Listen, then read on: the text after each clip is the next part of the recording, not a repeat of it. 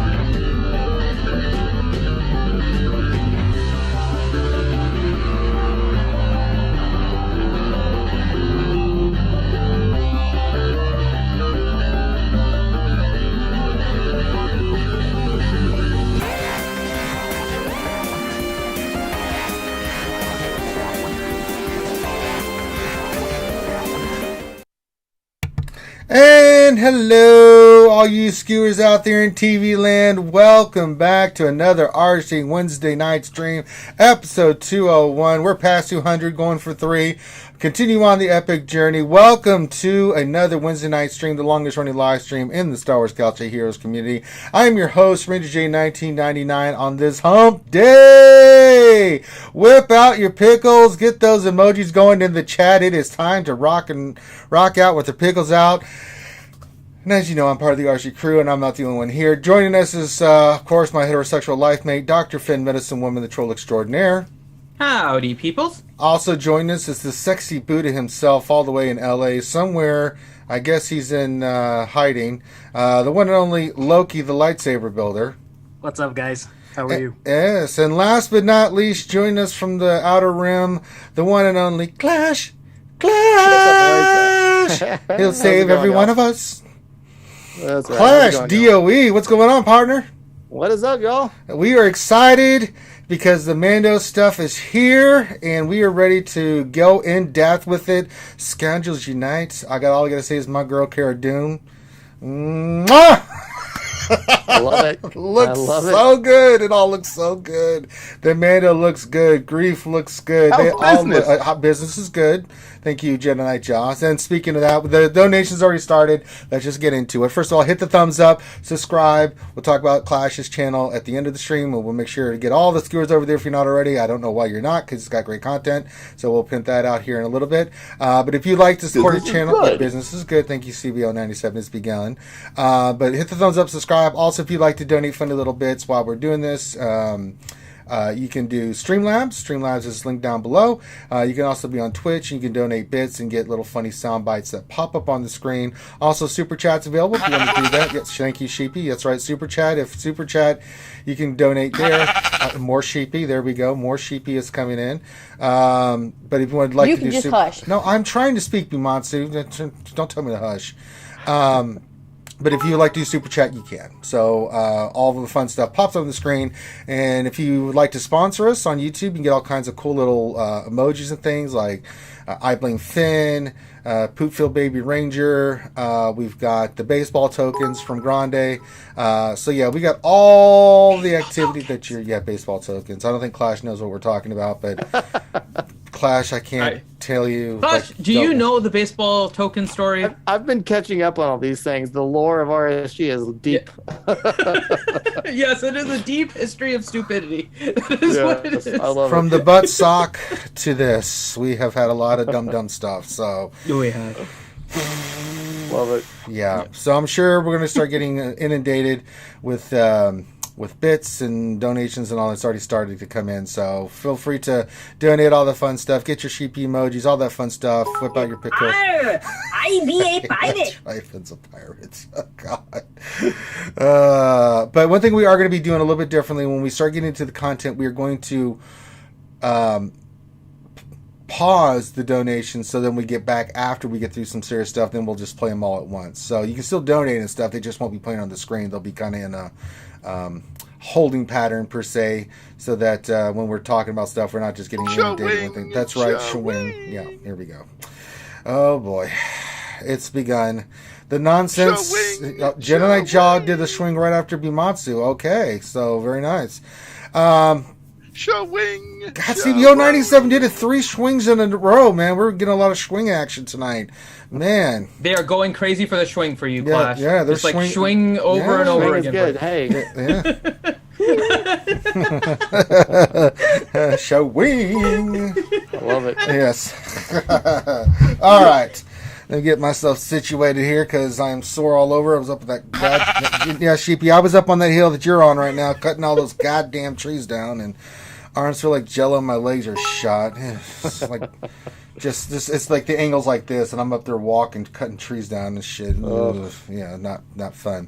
Also, if you have questions you would like to get us to us, all you have to do is put business. Your business is good. But if you'd like to get your question in, all you need to do is, like you see Nathan Like, H. there were so many panties. I got a bunch of panties. I was like, stop saying that word. I hate it. Jesus. If you have a question, all you need to do is put question in the chat. Make sure you put question for your statement. We'll get those scooped up, and then we'll get to the questions at the end of the stream. So that's how we kind of do it there. Exo68. Yeah. That's 150. Oh, boy, here they come. I'm thinking there's a hype train started already on Twitch again. Not yet. Not yet? Jesus. If it hasn't started, it'll start soon. Jesus. They're just coming in hot and heavy, The man. hype trains only start with like donations over 100, and we get a lot of repeated. We've had a lot of 25s and 84s.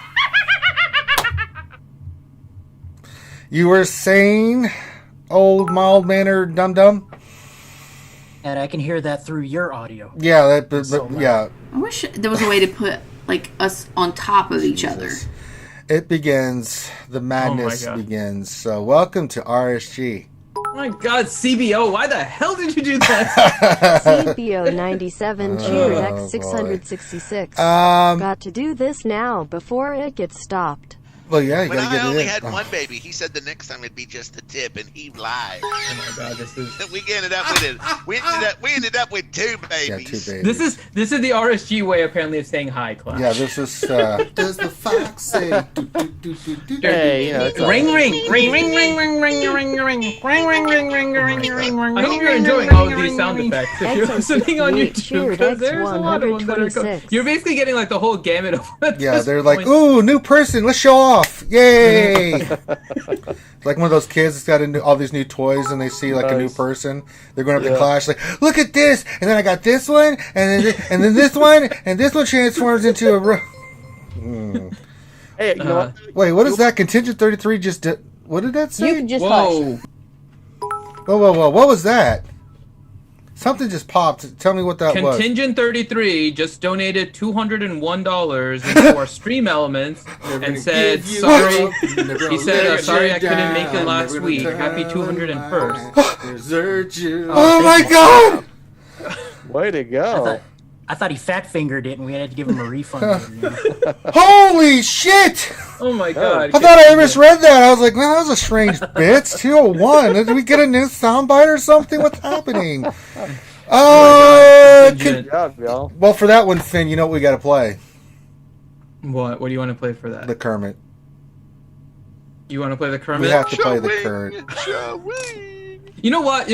How about this? Instead of the Kermit, let's play the Grande story, so Clash can listen to it and understand the history. Let's do both. Let's do both. He just gave us $201 for God's sakes. Let's just do both. But yeah, let's for Clash, just so he has some understanding. So Clash, get ready. Yeah, here it comes. Yeah. We'll get the Scoundrels talk, but it's coming. But I gotta listen. I gotta be able to listen to this in real time. Hold on. Yeah. All right. Okay. Give me 1 minute. I'm almost ready. Let us know when you're ready, and then I'm excited. We'll do that, and then we'll do the Kermit Taken one for you. Okay, I'm gonna mute this. I'm gonna listen to that. Okay, go. Okay, here we go. All right, so we'll do both. Let's do the Kermit first. Okay, so let me open up the Kermit here. Give me 1 second. Come on. Why are you not opening? Oh, stop being silly. Oh wait, is this the right one? Hold on. Yeah, this is Twitch. They changed the layout of stream elements, so give me 1 second here. It's loading up.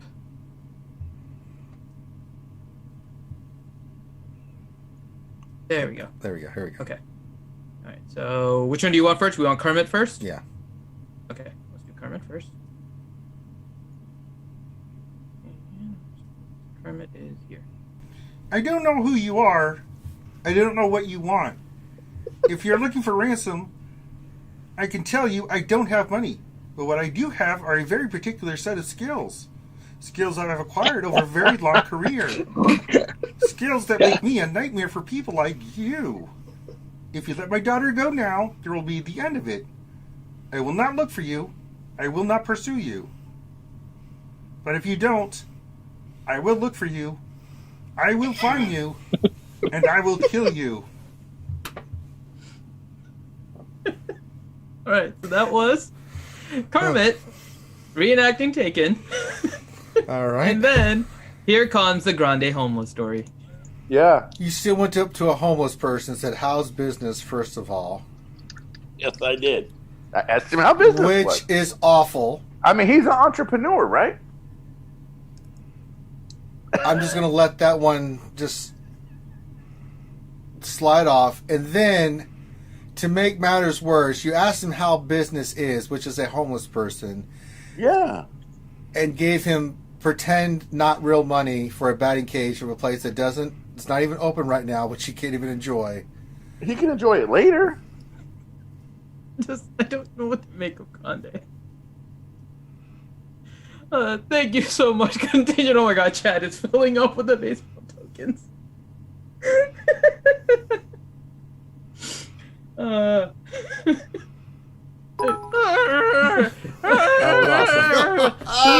you enjoy the story of Grande and the baseball token? Yeah, that's just the tip of the iceberg on that one. That and listen, and all it does is pique How's my interest. business? I want to dig in. I want to uncover all these hidden treasures of dum-dumness that you guys have. We have a lot. Just so much, man. All right, we have our shout-out word of the day, Finn. What is our shout-out word of the day where we like to go through, and if everybody, we like to shout out everybody watching us right now. So we have a word. What is that word, Business Finn? is bad. No, it's not business is bad, CBO. Get that crap out of here. So I changed it actually a little, Ranger, from what we had discussed because we have Clash on. So our shout-out word of the day is going to be Scoundrel. Okay. SCOUNDREL. Scoundrel. So There's no way you can mess this up, chat. SCOUNDREL. Now, We're spelling it for here's you. how much you can't mess And it up. let's see how they're going to mess it up. It's in the title of our stream. You can even put the S. I don't care if you put Scoundrels if you want to. Nope. But Scoundrels, that is what we are looking And for. they're putting, oh boy. Yeah. Scoundrel. I like that. We got Scoundrel, yeah. We got Chandra. That's completely wrong. That's not correct. No, that's not right. Flounder. No, it has nothing to do with fish. It's not. Where the hell did we get the It's not Scoundrel? Scoundrel. No, that's wrong. What the No. hell is a clown doll? We don't want to. I don't even know. Lando is a scoundrel, but that's not the word of the day, Dr. Phil. It's not flounder. No, that's wrong. It's not sound drill. No, it's Definitely not a- title, John Moran. You don't put title. And look at that. Look at Revenator sneaking in Eternal Twins. That's wrong too. Oh boy. Yeah. No, it's not Kira. No, Contingent. That's wrong. No, it's not Squidward. What are you doing? Stop. It's not Arkin and Thexton. Get out of here, Revenator. I stand corrected. We have the dumbest people in the chat. Had a simple word just to get a shout out, and then they wonder, hey, I didn't get my shout out. What happened? I wonder why. Scoliosis, the hell? Scoliosis, what the hell is that? Very unscoundrel. No, John Moran, it's not baseball tokens either. Business is good. No, business is not good, XO. Roast Taco. Cowbell. It's crazy. Need a cowbell for the scoundrels. People. Just saying. All right. So get the word in the actual. No, I don't want. I stopped looking. It's just lunacy. Yeah, it's not an anal bum cover, Bad Rongo. The correct one is one of my life's greatest regrets. No, it's not Apollo Creed. What is wrong with you people? No, keyboard is not the sound drilling. What? Briarius Aegon literally copied the entire title for the stream and pasted it in chat. And then CBS says, "Who are you people?" Okay, Solo. No, no, it's not Sheepy. Oh my god, y'all are some scoundrels, that's for sure. Yeah, y'all something. I think that's a compliment. I'm not 100% sure. One baby. He said the next time it'd be just a tip. Jedi Knight Jachud Eggs 126. We ended up with two babies. That is a scoundrel right there. The old two baby Right. one in my ear. Gotta love it. Mm-hmm. No, it's not LITPH, Sword of the Jedi. That's not. Do you know what LITPH is, by the way, Clash? It is lightsaber in the pee hole syndrome. Yeah, that's the syndrome. Yeah. So, old- LITPH is Yes, it is. yeah. It is something to be It's a feared. medical condition. Yeah, we've discovered it here through our research at RSG facilities and laboratories. So, Did there's someone no tell cure. Clash this was an 8-hour stream? Yeah, it's not wrong. It is not. All right, It just let's do this because I think we're all here to talk about. Yes. The so really big quick, just so you news. guys Loki, know. are you tired, little buddy? You're over there yawning and stuff. What's wrong, little guy? Did you not get your nap in today? You're muted, by the you're way. On mute. You're on mute, Loki. Can't Sorry. hear you. I thought I clicked it. Yeah. No, man, I'm I good. wish I could get It was it a long day at to work. come up. Yeah. So, all right, let's pull up. All right. So really quick for all of you guys that are donating and stuff, we're going to be pausing the bits. It is going to queue them all up, and we will play them again during our halftime. Everything Yes. will go live. So anything you guys have will like start coming through at the halftime because we want to give Clash an opportunity here as our guest to start talking about our topics. We'll talk about the topics, and we'll go back and let you guys go through your rampage of insanity. And Rhonda just donated $2. Says, "I'll take Letich now for $2, Ranger." Yes, Miss Money Penny. Oh my god! All right. And then I can't see the guy's name. Something Brawls says, "Hey, how could I get a review just on my Padme team? Just send a message to Affinity in our Discord, and we'll put you in our roster review and stuff." That's exactly it. So there you go. All right. Yeah, the super chat will still keep going, but there we go. But we've got the news, so we got to play the breaking news thing. Dun dun dun dun. Dun dun dun dun dun dun. I'll take a couple. So here's the best part, Clash. That video clip actually has music. Oh, I don't like it. But Ranger sings over it the entire time. I mean, it's pretty good. I mean, it's pretty solid with what he's doing already. So Thank you, Clash. I can understand. I know. You should just mute the one on the stream, but he doesn't, so it plays that in the background, which has nothing to do with the one he's humming. Sometimes the authenticity of like just a human doing it is like all you need, honestly. Thank you. End scene. All right, so let's get into it. Oh my God, we're in trouble. I'm just seeing everything being donated right now. We're in big trouble when we get back from doing all this stuff. So Probably, yeah. yeah. It's so- like loading up the bit. So we still have the count, the notification thing going in chat, Clash. So you can see people donating, and it's just adding one on top of the other, and it's just queuing up all of the alerts for later. I see it. It's gonna be fun. Yeah, it's not. It's gonna be something. I don't know about I fun, know but it's gonna be something. It's gonna be just awful. All right. Oh my god. Let's get into it. Content update 422.20. They're here, folks. The Mandalorian peoples are here. And this is from our good friend, the wonderful CG Salacious B. Crumb. He says, "Hi, Holotable Heroes. So today's update brings Kara Dune and Greef Karga to the Holotables along with several bug fixes. Read on to find the full list of changes. But we did have a teaser trailer. Now, I debated whether we should play the teaser trailer on the stream, Finn. I don't know. We'll get demonetized and this won't exist. Yeah, no, because Star Wars always demonetizes us because they put the music in love. it. We've been getting demonetized like mugs, man. All my Battlefront stuff got crushed. On that, Yeah. Why don't you play it and hit the mute on it so we can see it? Okay, that I'll should work. do that. Okay, so there we go. Let me see if I can. And actually do a voiceover if you can. Okay. Yeah, you can make the sound effects for the door and all that. So, let's go inside here, guys. Hey, everybody, I'm the Mandalorian.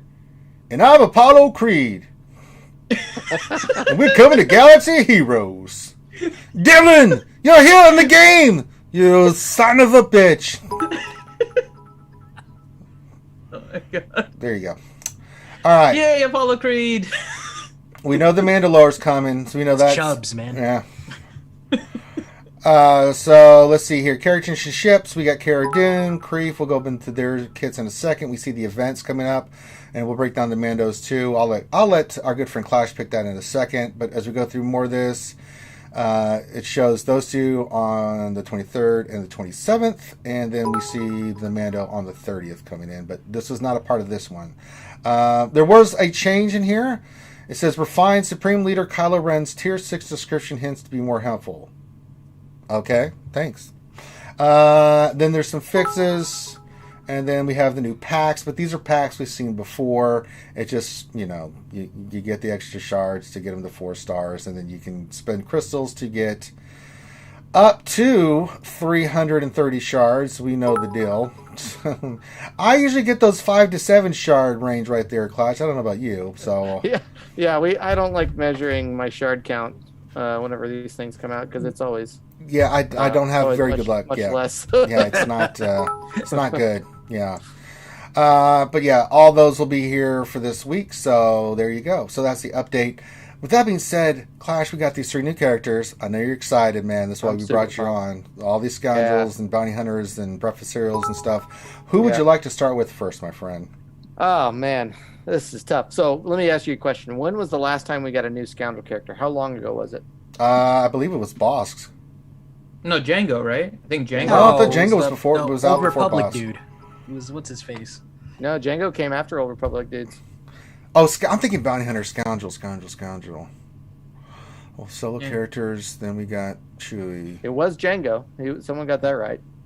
Was Django? Because Django happened right before Chewbacca. Well, I guess he's a scoundrel too, right? CBO 97 cheered X 100. Django. So Django happened before Chewbacca. Yeah, Chewbacca was like what, November? Yeah. Yeah, Dark Side I think is Django. Yeah, if you include Chewie might be September. Either. Yeah, either one of those. It happened in. It's been a while. So it's been a while, right? 2018. Yeah. We've got now. This is one of the largest factions. Now, there might be the largest now, right? With 33. Could be 33 characters. So I'm just excited because it's been so long since we've had a new scoundrel. I say it's probably better to go Cara first, and then we can tackle the bounty hunters together. Okay, so we'll go to Cara. No. Well, this is the Dev Insights. I just want the kit. Let's see, kit reveal. Where is it? Did I have the kit reveal? Okay, no, that's the developer's insight. It said developer's insight, but then it took me to the kit reveal, and then it's. Okay, so, all right, Kara Dune. Let's just break down what it is. Alignment light, categories light side, tank, rebel, scoundrel. And it says a scoundrel rebel tank who gains benefits when being led by either. Abilities, first basic, barroom brawler, final text, deal physical damage to target enemy. If there is a scoundrel ally in the leader slot, Kara Dune gains stealth until the end of her next turn. If there's a rebel ally in the leader slot, Kara Dune loses stealth and gains taunt for 2 turns. Special 1, improvised strategy. Final text, Kara Dune gains potency up for 1 turn. That was a question everybody had. How's she going to get potency up? For 1 turn, then deals physical damage to all enemies and removes 50% of their turn meter. Sweet Jesus. Empire enemies are stunned for 1 turn. That's nice. Unique 1, infiltrator. Final text, while stealth, Kara Dune has a 100% critical chance and plus 50% critical damage. When she loses taunt, she gains stealth 1 turn at the start of her next turn. And then unique 2, ex-rebel shock trooper. Final text, this is her Zeta. Kara Dune gains critical hit immunity for 2 turns and 100% turn meter whenever an Empire enemy is defeated, and half that amount for non-Empire enemies. If Kara Dune has potency up, when she is defeated, she is revived with 50% of her max health and gains potency up for 1 turn. So then she's just going stealth again. So, pretty nice kit. I like it. I think it's really good. Clash, you're the expert. What do you think here, buddy?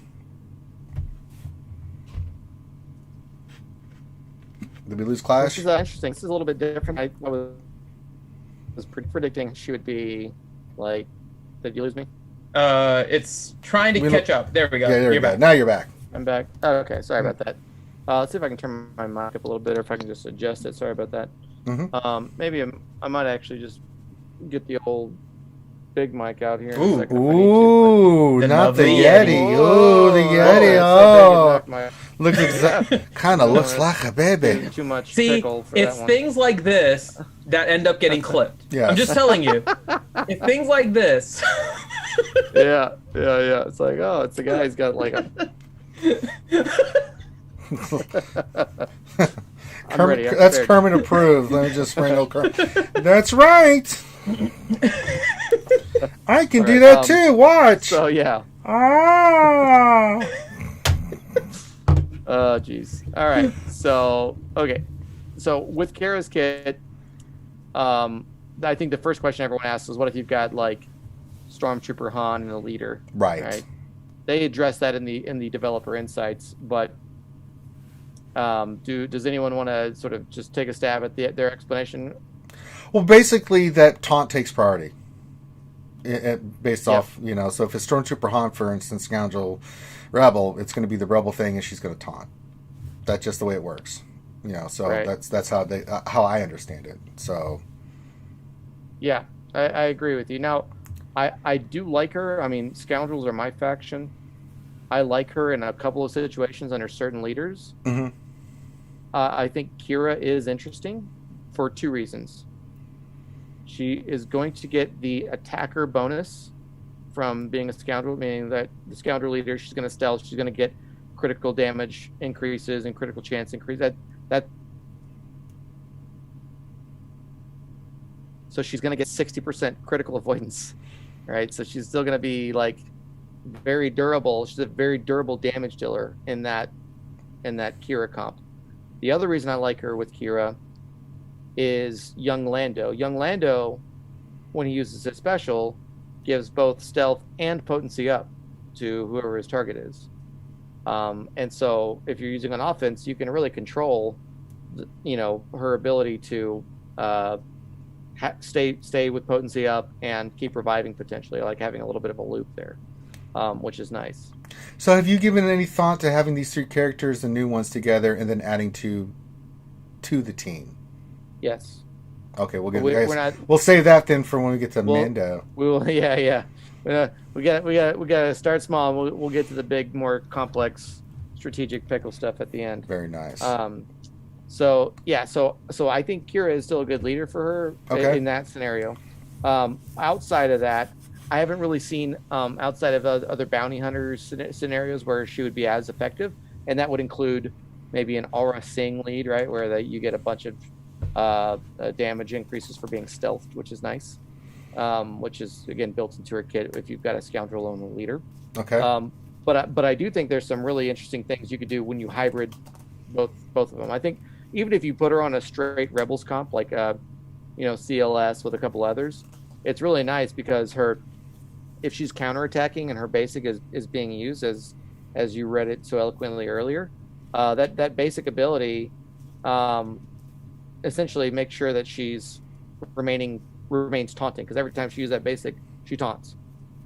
So if she's counterattacking under CLS, she's going to be a really pain in the ass tank to deal with, because she'll just be taunting all the time, because every time you target her or AoE or anything like that, she's going to counterattack, or if she's called to assist in certain scenarios. Okay. So now you talk about her as a rebel. Like I said, I like her as CLS. I'm still trying to figure out how I could potentially use her with my Phoenix squad, because I've got them relic. I did not find it a good one yet. It's not going to work. And then you look at the Rebel, but see, there's a sad thing. You have the one Rebel team with Han, Chewie, and CLS, and then you can throw like an R2 or 3PO in that mix. Old Ben is a possibility, but then the rest of Rebels are just, they're so, you ain't going to put her on Rogue One. That's just asking for a beating. You're not going to put her with like a Akbar like combination. It wouldn't be offensive, but what if you put a team like Hera, Chopper, Zeb, Kanan, and Kara? Right, that would be a defensive timeout team, because you would have the synergy with the Phoenix, and if Kara starts going low, Hera can pop the res on Kara. Right. Yeah, there's a lot of reviving going on there. A lot of taunt swapping between her and Kanan and Chopper, for that matter. Mm-hmm. So yeah, maybe it's kind of one of those tricky ones that someone goes in and thinks they can get around it. But anytime you've got 3 taunts on a team, that's like, you got to go in with a little bit of heat. Like you can't. It's harder to underman that, or it's harder to unless you're using something really OP like a Malik or something to solo. Right. So, which that's a risk, right? So you got to kind of weigh your options there. But on her own, I do like maybe some of the synergies between the two, right? So if you're using like a middle ground prepare team like Clone Wars Chewie, which I know, Ranger, you really love Clone Wars Chewie lead like I do. I honestly, I took your advice. Then the Galactic Legend happened, and that went to the back burner. But I'm excited because I'm almost done with Galactic Ray. I have to work on her ultimates and stuff, but get her ultimate mats. But then I can start working on some of these other teams, like we mentioned, like Clone Wars Chewie and some other things.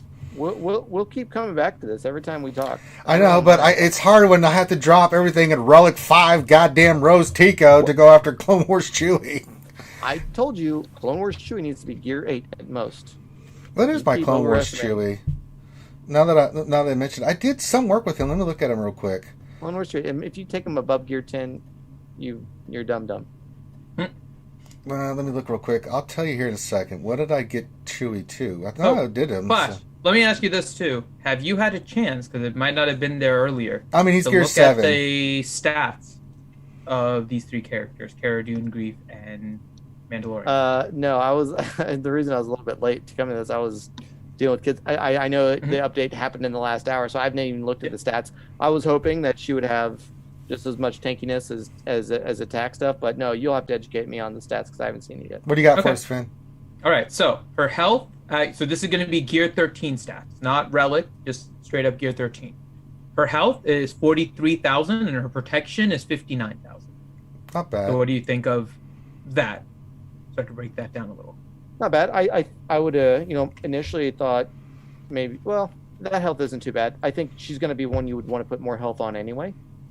So at Relic 7, she does go up to 62,000 health and 69,000 health at Relic 7. 69, yeah, that's right. Nice. My girl Kara representing you. Yeah, so I think health is probably still the build I would put on her, for the purpose of like the revive mechanic. You know, when you revive 50% health, yeah. With like you want more of that, and not only that, if you put her on a team like we were talking about earlier with like VC and L3 and whatever, a couple of damage dealers, or another damage dealer under Clone Wars Chewie, she'll actually be, if she revives herself at 30%, great, but Vander Chewbacca would revive her at 80% of her health, right? So that's even more of a pain in the butt to deal with if you've got that many tanks on one team. Now again, she's not going to be taunting under a scoundrel leader like Clone Wars Chewbacca, but she's still going to be really tanky with his leader and the defense up and all other stuff. So I think the build is still probably going to be health. I'd have to do more research on other ways that you would potentially think about her with a protection build. But right now it seems like health is going to be the overweight. Here's something else that may be interesting. So what would you say her speed would be, like a good speed for her? I think you muted Flash. Yeah, sorry. I missed it. What did you say the speed was? So what would you want? What would you think is a good speed general for her? For being kind of the tanky character, kind of curious how this would line up with what you're thinking her speed should be. Dengar level. Dengar level. Okay. So let's see what Dengar is. I don't remember Dengar's speed offhand. So like pretty low, like 150-ish, maybe a little less. So she is actually, so Dengar's base speed at Gear 13 is listed as, I think, 129. Cara Dune is 177. Damn. Dang, that's pretty fast. That's like Nest speed. All right. And that's pretty good. Here's something else that's kind of ridiculous when I saw. Her basic, when you get it to level 8 with the Omega, has a range at base at Gear 13 of 9938 to 10,984 with a multiplier of 3. What? Damn. She has a 3.0 multiplier on her. She ain't gonna be no tank for me. That girl's going offense, man. Offense mods here become. What's her offense at? Her physical damage is at 3487. Okay, so. But still pretty decent, and it's all physical damage, right? It's none of it's special. No, damage. it's looking all like physical damage as I'm checking here. Yep, physical damage. Okay, that's not bad. I mean, again, because she's a tank, you're not going to get that 30% boost from Kira offense lead, right? Like you'd like, but but with the critical damage increase while she's stealthed, and like I think you could really make her pretty potent under like an Aura Sing lead where she's gonna be getting extreme boost to her offense and the crit damage under something like that, like as just a 5th plug and play. Mm-hmm. Man, that could be really that's a lot more damage than I thought it was gonna be. That's good. I was worried she was gonna be like kind of a not great tank and also a not great damage dealer, but that's good damage, not the right? case, and she's fast as hell. Yeah, and she's really speedy. That's impressive. So with the stats you're telling me so far, I'm liking her a lot more than I initially did. Mm-hmm. A lot of things you can do with that on either Rebel or Scoundrels. Nice. All right, so that's Kara Dune, some insight and everything. All right, you want to go to Greef next? Excuse me, it's Apollo. It's Greef Karga. Why is no one Chubbs using... from Happy Gilmore? Yeah, it's Chubbs. What are you guys talking about? He's always going to be a follow hand. It's all in the hits. All right, let's go to Apollo Creed then. All right, Greef Karga. This is again from our good friend CG Salacious B. Crumb. Unit name is Greef, a.k.a. Dylan, a.k.a. Chubbs, a.k.a. Apollo Creed. Light alignment categories: light side, support, leader, bounty hunter, scoundrel. It says bounty hunter support that provides recovery and assist calls. Abilities: basic, dual shot. Final text: deal physical damage to target enemy twice and inflict daze for 2 turns. All allies with payout active recover 5% health and protection. On a basic, damn. You get that payout going, you're in big trouble. Mm-hmm. You are in big trouble. Yep. Special 1, bring them in cold. Oh my god, this is Zeta. Dispel all buffs on target enemy which can't be evaded. Then call all other bounty hunter allies to assist. Allies with payouts active deal 30% more damage. If the enemy is defeated by this ability, bounty hunter allies gain offensive up, defensive penetration up, critical chance up, critical damage up, and health steal up for 3 turns. Ouch time. Special 2, sweeten the deal. Final text is as a second Zeta. Dispel all debuffs on bounty hunter allies. All bounty hunter allies gain retribution for 2 turns and recover 25% health protection. Doubled if they have a payout active. Allies with payouts active gain tenacity up for 2 turns and 50% turn meter. Good lord. Leader ability, loyalty pays. Final text: allied bounty hunters gain 30% max protection. Whenever an allied bounty hunter gains a buff, they recover 5% protection. When Greef is in the leader slot and not the ally slot, the following contract is active. Contract: attack out of turn 20 times. And so that's how you get a reward. All bounty hunters allies have their payout activated and gain 20% critical chance in offense.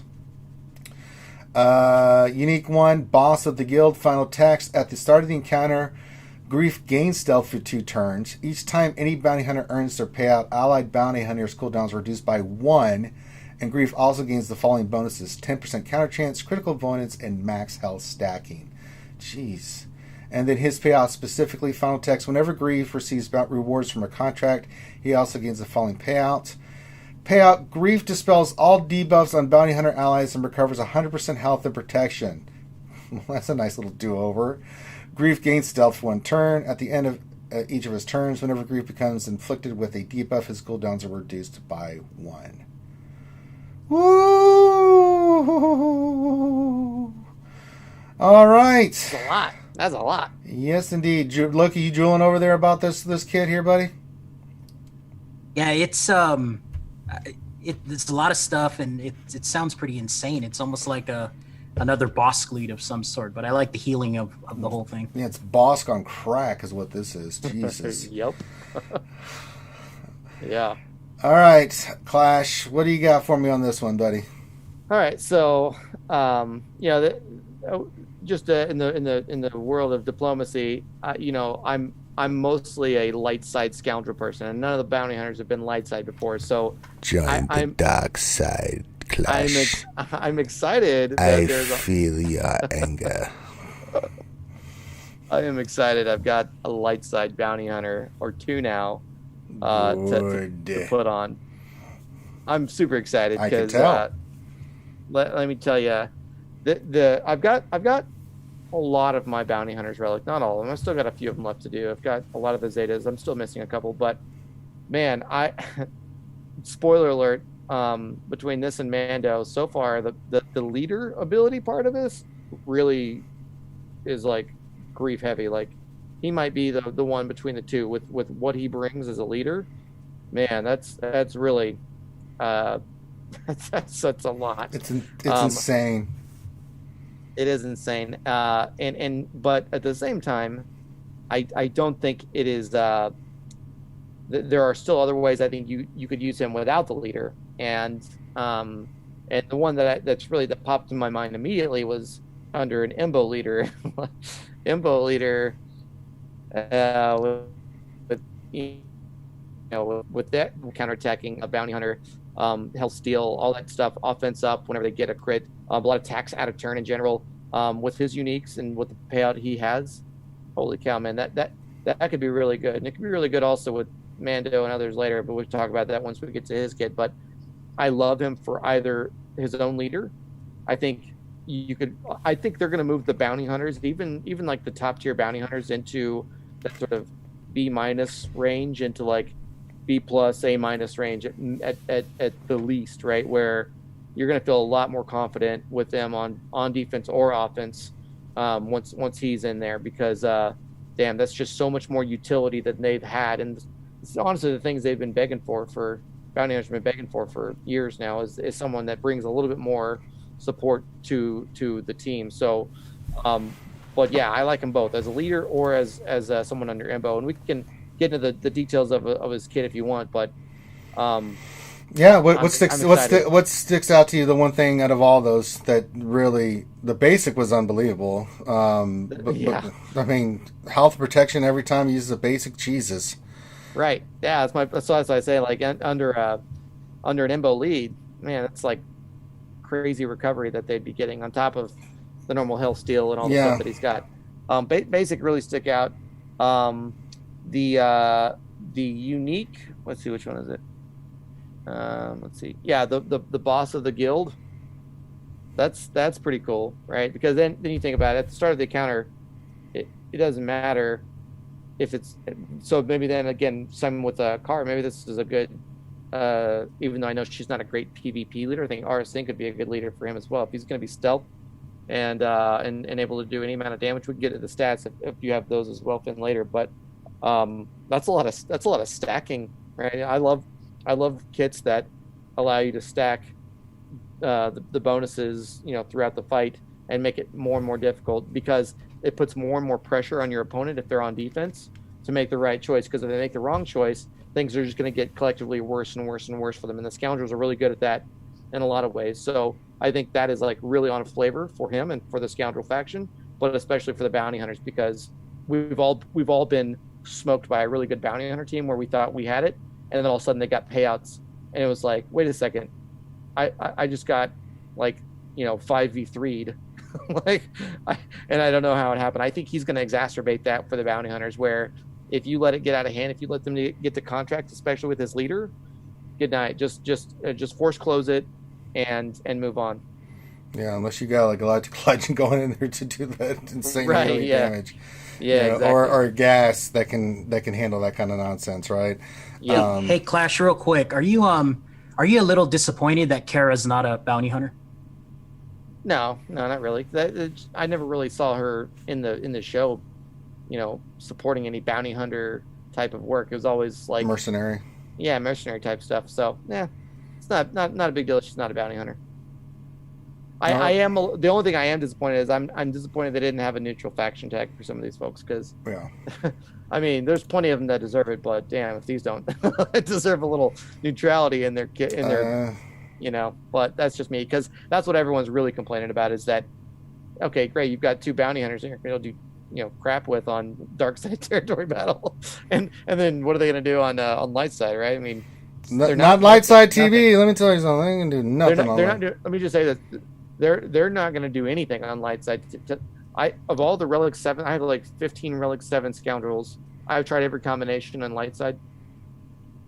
The CG made sure that only certain factions could do anything in this territory battles. It's not just it's it's not just Scoundrel. I went in there with Relic 7 JTR, Relic 7 BB-8, Relic 7. I went Relic 7 with my Resistance in there, before I got Ray, and they got destroyed. Like it was bad. I mean, I'm like, wow. So it's not just Scoundrels. I've done the same thing. It's rough. So I don't expect these to really be useful yet. I mean, maybe there's some Theorycrafting can go on with Kara, like maybe one way or another in other ways, but I'm not going to hold my breath on them being really good for PvP yet. Yeah. So that's the only thing I'm kind of disappointed is I didn't get a neutral tag so that you could use them on either. All right, Finn, what do you got for me stat wise on old Apollo? Because it'll confuse me if I say the other name. So his stats are kind of what you would expect from a support character, I think, overall. So his health is 38,000 at gear 13. His protection is just under 50,000. So it's somewhat high, but definitely below what a tank would be, right? Which is kind of what you expect for a support character. His speed actually is 172. Still decent. So he's pretty fast. His basic is 3367 to 3721 damage. So right around 3500 damage with only a 1 multiplier at max at level 8. He ain't in there for damage though. No, it's not. It's just like it's like the Kira basic.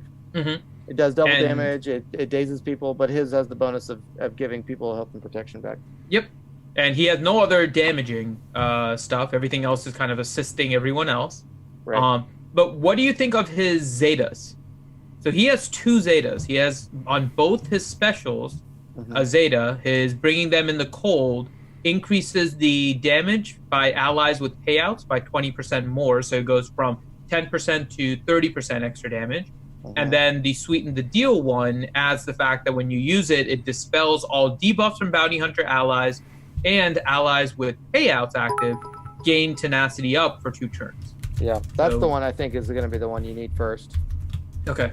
Yeah, that because that's what the faction is needed, right? Is someone that can like cleanse everyone and not just boss cleansing himself. So, and that's why a lot of people would use L3 as a 5th for bounty hunters, because you could at least cleanse them while they've just needed that for a long time. They've been such a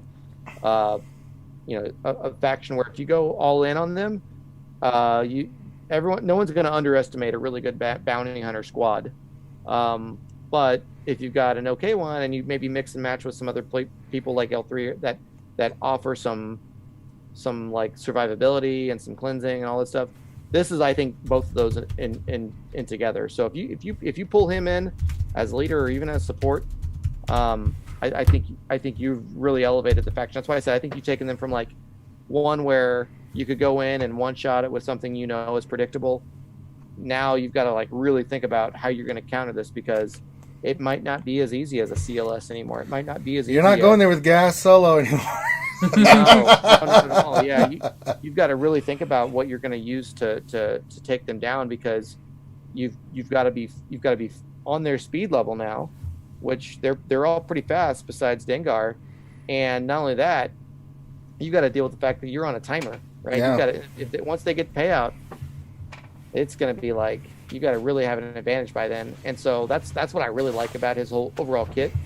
And we can get into why I think Mando does a really good job of tying that in as well. Let's do it. In a minute. Yeah, let's do it now. Yeah. Let's go into. You want to take you ready for one more? Or you want to take a quick? Let's break? take a quick break. Let's let all the bits come through. We've been waiting. Here it comes. I'll mention one other thing really cool about Greef, because I can't remember. I don't know if you've ever paid attention to this class, so you can tell me if I'm wrong with the Scoundrels or just in general for any of you guys.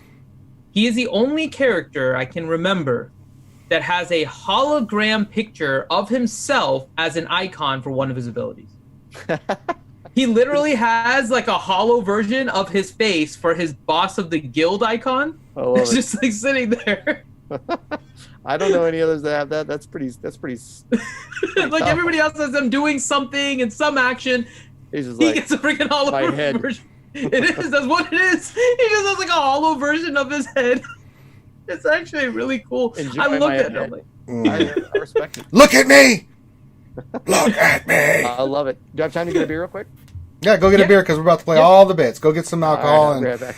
We're going to cut up before we hit the big one, the Mando himself. So we're going to let Clash go get some alcohol and launch it out, Finn. Here we go, folks. Get it out of your... Hush. Yeah, here we go. You can just start hush. out with the hush. Okay. Mm-hmm. They're coming. Yeah. Oh, good. Maybe it's light.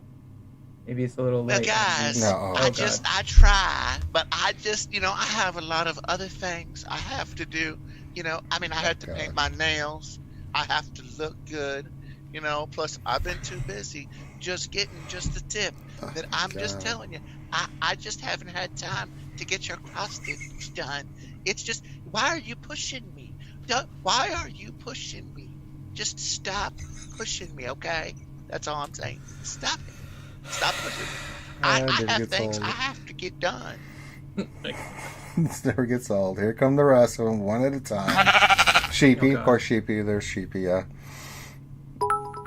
More coming. Exo68 cheered X126. Bong. Bing bong.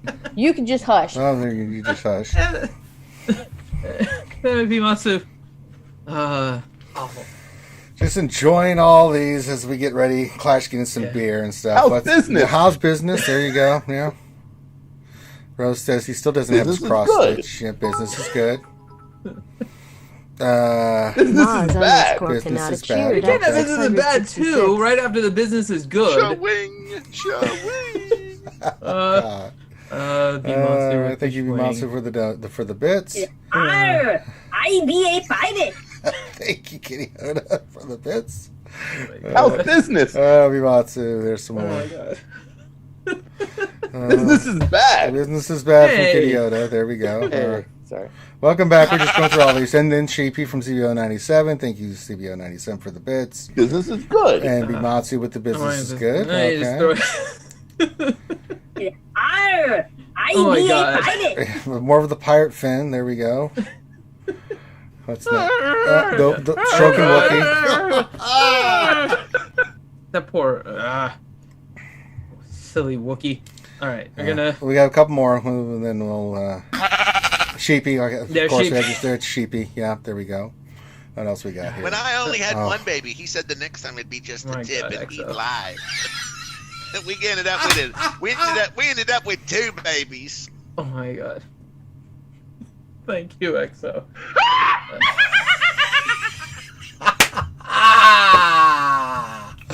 Yes. Guess who that was from? The lovely Maz Kanata giving Finn nightmares. Yes, indeed. Thank you for the 666. Oh my god, Maz, bits. why? Maz, that's why you're my favorite. Oh my god, Maz, why? All right. That gets us caught up on the bits and donations and stuff. And now we can go into the Mando. Oh, yeah, brother. No, Maz, legitimately, it gives me like a shiver in my spine friggin' every Which I don't understand time. because you're the dumbass that created that sound bit. You're such a dummy, man. You're so stupid. If I wasn't okay with it, I wouldn't do it because I know it's fun for everyone. But I found the one that even while I was looking for the audio clip, just dumb, freaked me out while I was listening to it. But because there's something about the cackle of that witch that literally gives me like a little like shiver right there every single time, and I like feel it, and it like it makes it awful. It's called wasitis. Okay. I mean, I can't deny that I have been afflicted with that in the past. So. We got some more bits and stuff coming in. But let's get into. Oh my god, really? The Mando. Okay, well, CG Slices be crumb. Well, just FYI, the hype train has started. Oh god, well, start the hype train, folks. Get those bits and stuff because we're gonna play them all right after. Oh god, how did that get in here? Oh my god! Wait, we have a hype train going on again? Yeah, we have an official hype train. We didn't have one before. Oh man, Jesus! Here we go again. Are we still Sheepy? No, Sheepy, you have to wait. We're trying to discuss the Mando and stuff. All right, stop. How's business? No, I don't care how business is. Stop it. Good lord. God. We're not even on Twitch, and we have a hype train on Twitch. This is the craziness we deal with. That freaking witch. Yeah, swing. That's so fun. It's very different than Saturday mornings when I'm. No, yes. Because we pause those. We pause that for the entire Jedi Academy until maybe towards the fun section. We don't want it in a. Oh my God! Stop with that swing! Because they're just freaking swinging away. Because Clash is here. There was a way to put us on top of each other. Let's get through this hype train, and then we'll get into the Mando kid itself. Because you can just hush. No, I am not going to just hush. Stop it. I don't want to hush. Jeez. Oh, they're going nuts. Oh my God, they're going nuts. The hype train is real. It's real. Oh my God. Oh no.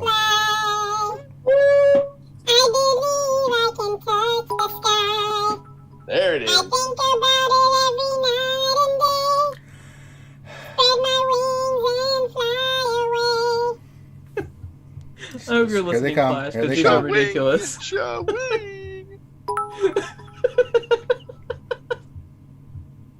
I muted that already. That's a pirate. No. Good. Never gonna give you up. Never gonna let you down. Never gonna tell a lie. Desert you. Oh my God, we're at level 2. We're at level 2 of the hype train now. Oh, there's more. Here they come. What? I'm telling you, Clash. So we set these up. I'm gonna try and get these in between here. Yeah, good luck. Good luck. So we set these up with bits, and we probably one of the only channels that can get a hype train on Twitch while we're streaming on YouTube. We actually got an email about this. That's hilarious. Our channel is offline. Oh God. Got a lot of swing coming up. A lot of swing, man. It is. Oh my God. Wow, they are just like swinging away. Holy crap! Here's the foxy. Ring, ring, ring, ring, ring, ring, ring, ring, ring, ring, ring, ring, ring, ring, ring, ring, ring, ring. I know. But this is what. Oh my God! This is what we expect from our community. Yeah. Well, good thing is Clash is getting to enjoy that nice cold beverage. Some beer. Delicious.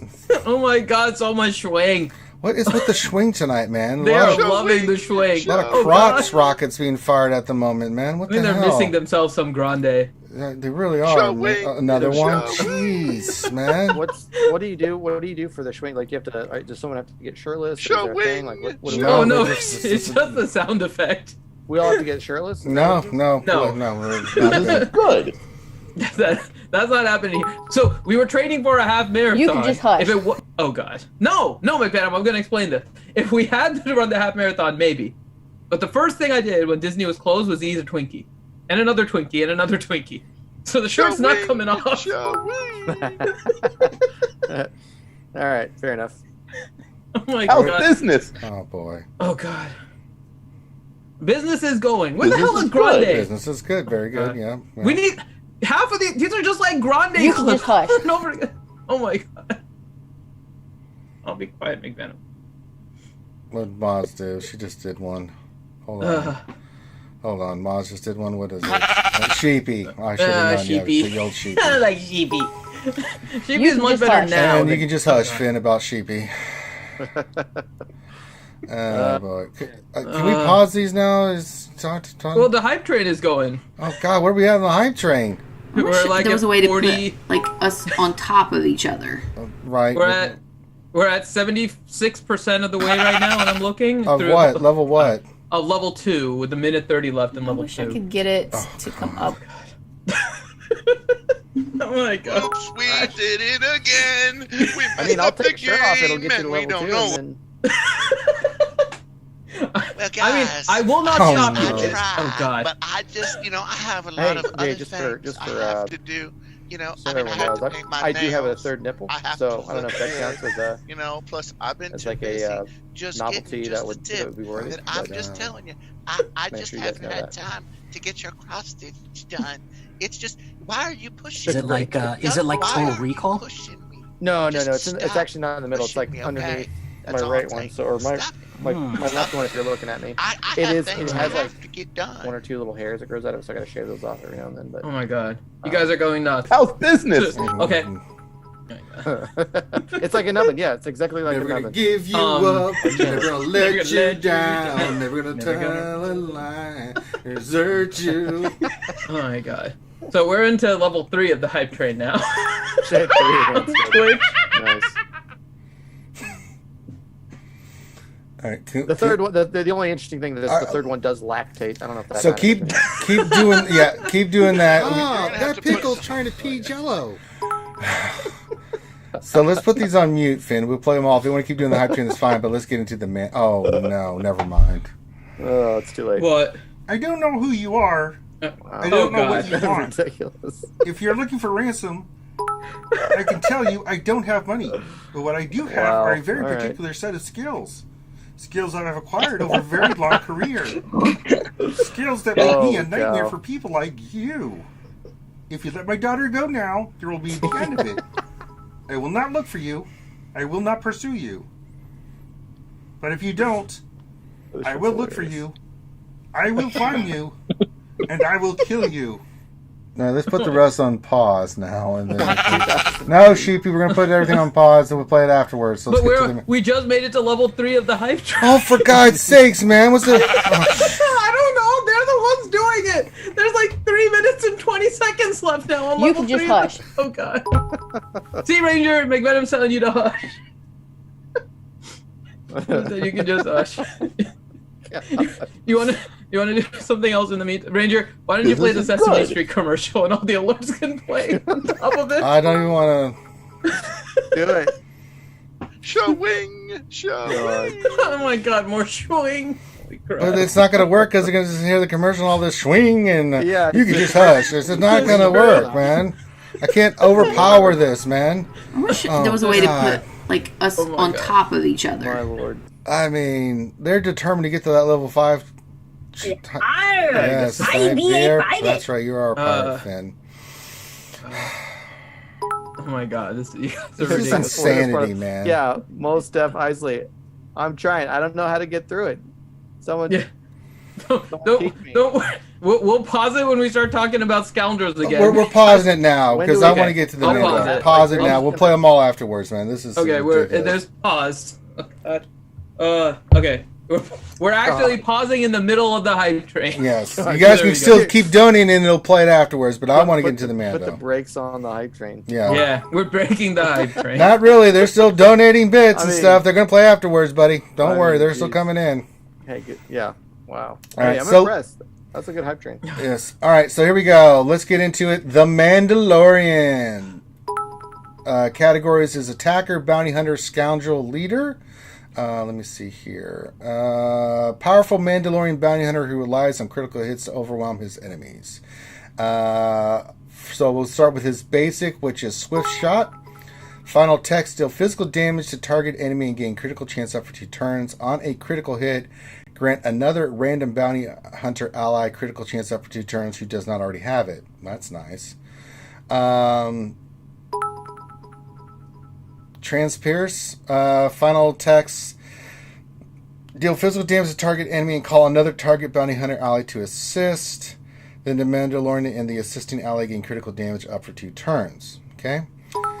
Then we get to his leader. This is asset acquisition. CGO 97 cheered X101. This is a Zeta. Was the other one a Zeta? No, it's not. Okay, so this is a Zeta.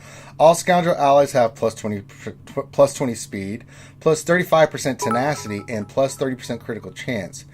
When the Mandalorian is in the leader slot and not the ally slot, the following contract is active. Contract while above, score critical hits against 20 enemies. Okay. And then the reward is for the rest of the battle. All bounty hunter allies have their payouts activating game the following. While a bounty hunter ally is attacking, they have a 20% offense and health steal for each buffed ally. Ooh. You heard? Word? Damn. That's nice. Unique 1, Disciplined Bounty Hunter. This is a Zeta. Each time the Mando scores a critical hit, he gains 30% turn meter. Oh my god. And other bounty hunter allies gain half that amount. At the start of the encounter, the Mando has bounty hunters resolve until he is defeated. 97 cheered X 666. Oh boy. And then the Mando payout, when he receives a payout, he gets 50% critical damage and the special ability Disintegrate until the end of the battle. Disintegrate. While the Mando has critical chance up or critical damage up, this ability instantly defeats target enemy which can't be evaded. Enemies defeated by this ability can't be revived. Each time the Mando scores a critical hit while buffed, he reduces the cooldown of his ability by 1. cheered X2008. Yeah. Yep. And then granted ability Disintegrate. Description. While the Mando has critical chance up or critical damage up, this ability instantly defeats target enemy which can't be evaded. Enemies defeated by this ability can't be revived. So there we go. I think it's the same thing. They just popped, they just went into the same thing. So, wow. Yeah. Damn. Interesting stuff. That's so who has the fastest payout? Like between him and Greef? Just in general. I mean just in general, because you got to get that payout out to activate Disintegrate, right? And then it starts on a cooldown of 8. Yeah. You could get Bosk's payout in less than 5, or like 4 or maybe 5 turns. So, all right, Clash, there, homie. What do you think? All right. So this is good stuff. I mean, I'm excited to hear the stats. Did we have stats on him yet? Yeah, do we have stats yet on him? Oh, we do have stats. Hell we yeah, do have stats on him. All right, hell so yeah, that's awesome. His health is just under 36,000. His protection is just over 38,000. This is Gear 13? This is Gear 13. Okay, what do we have? R7. Relic 7.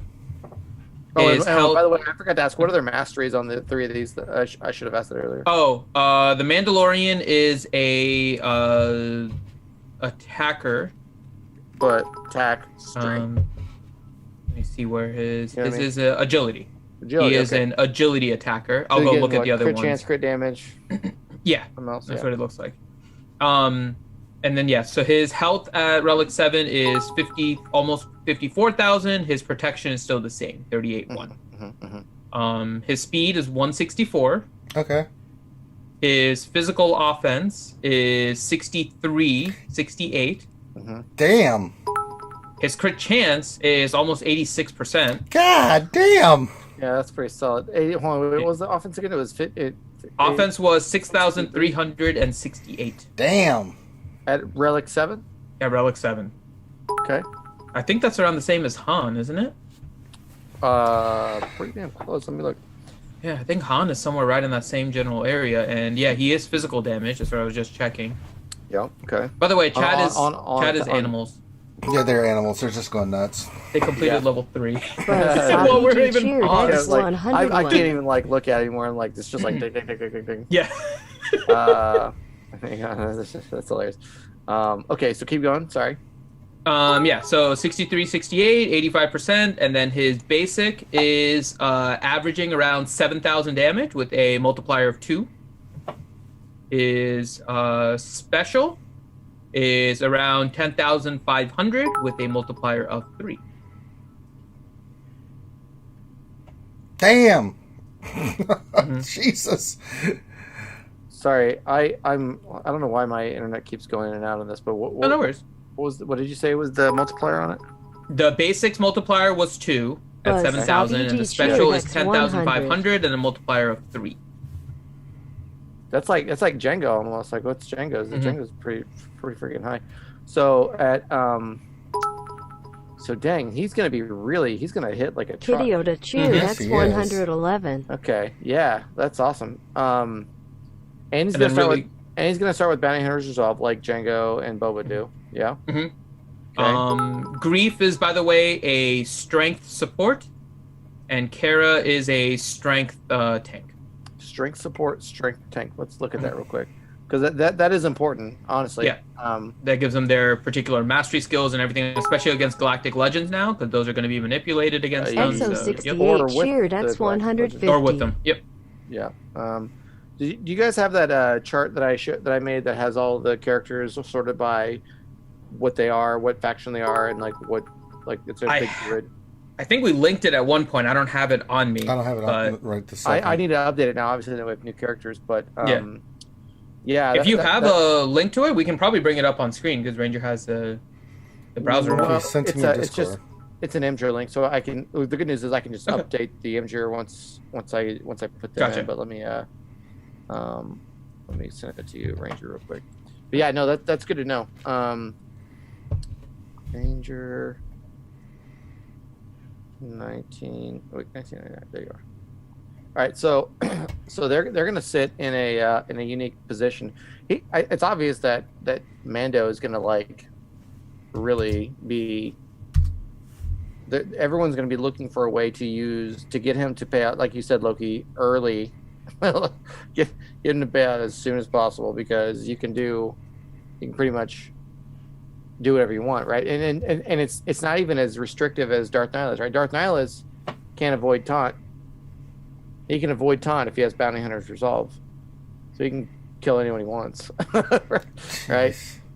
So think about that for a second. You've got a Bounty Hunter that has an Annihilate, and I'm guessing. I'm just gonna go out on a limb and guess. You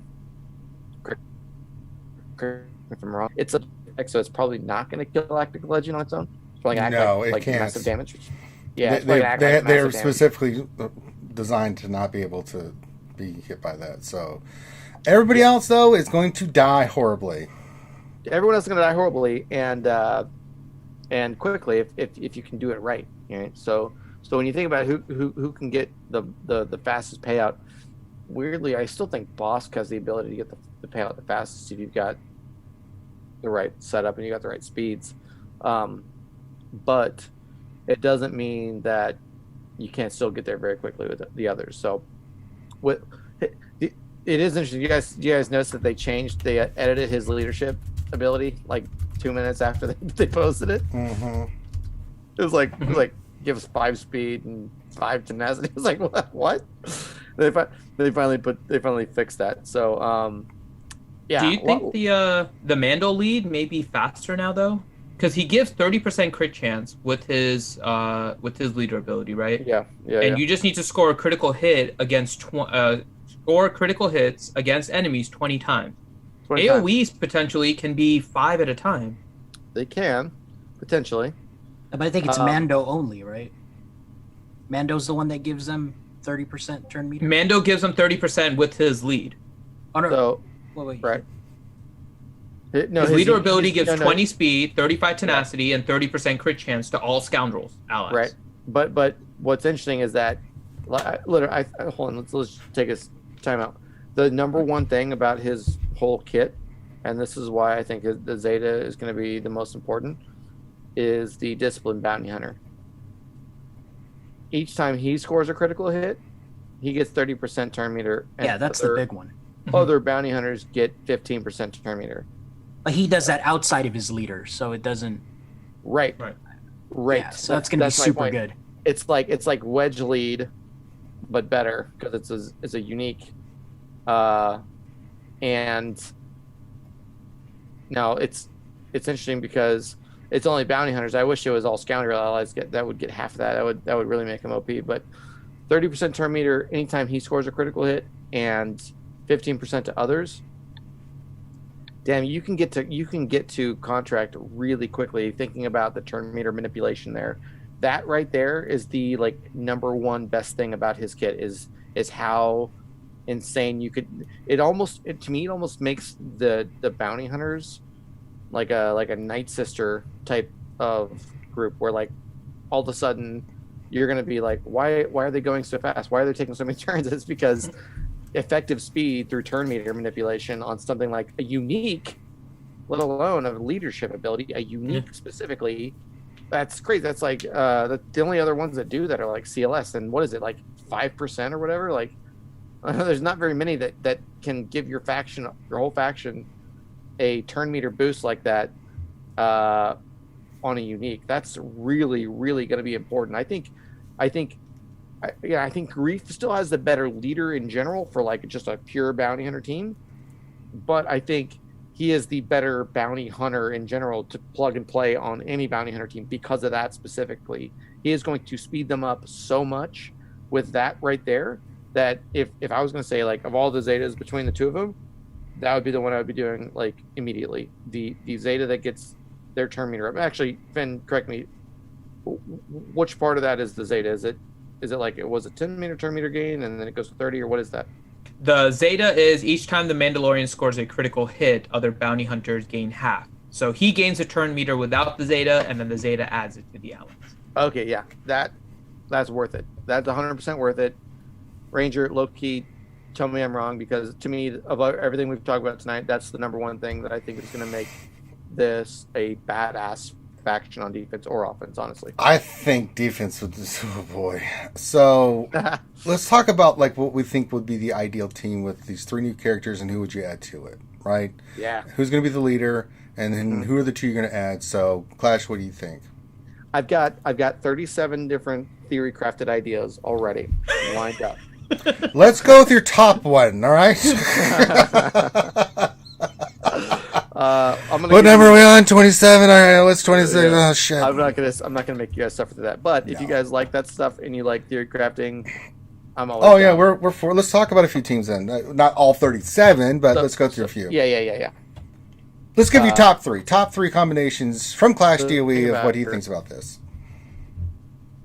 Okay, so I went Mando first as a leader. The number 1 boost is tenacity. And I actually made a video about this character I'm about to say in a minute, but why you would mod one way or another. And bounty hunters was one I said specifically you would want speed. If you've got Nest, a really like a blazing fast Nest, and you've also modded her for really good tenacity, I think you could still really feasibly get 150 to 160% tenacity on Nest and still be close to 300 speed. Mm-hmm. If you've got that with 20 speed and another 35% tenacity as a plug and play on this on a Mando lead bounty hunter team,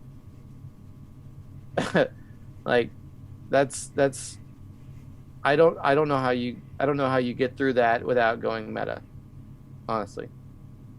That to me is like just insanity. Right now, Nest on a Django team is really strong. Like, anyone knows that if you go against an R7 Nest on a Django team, even if they're not all that great, you can time out easily, right? Because you can't CLS it easily, you can't JTR it easily. With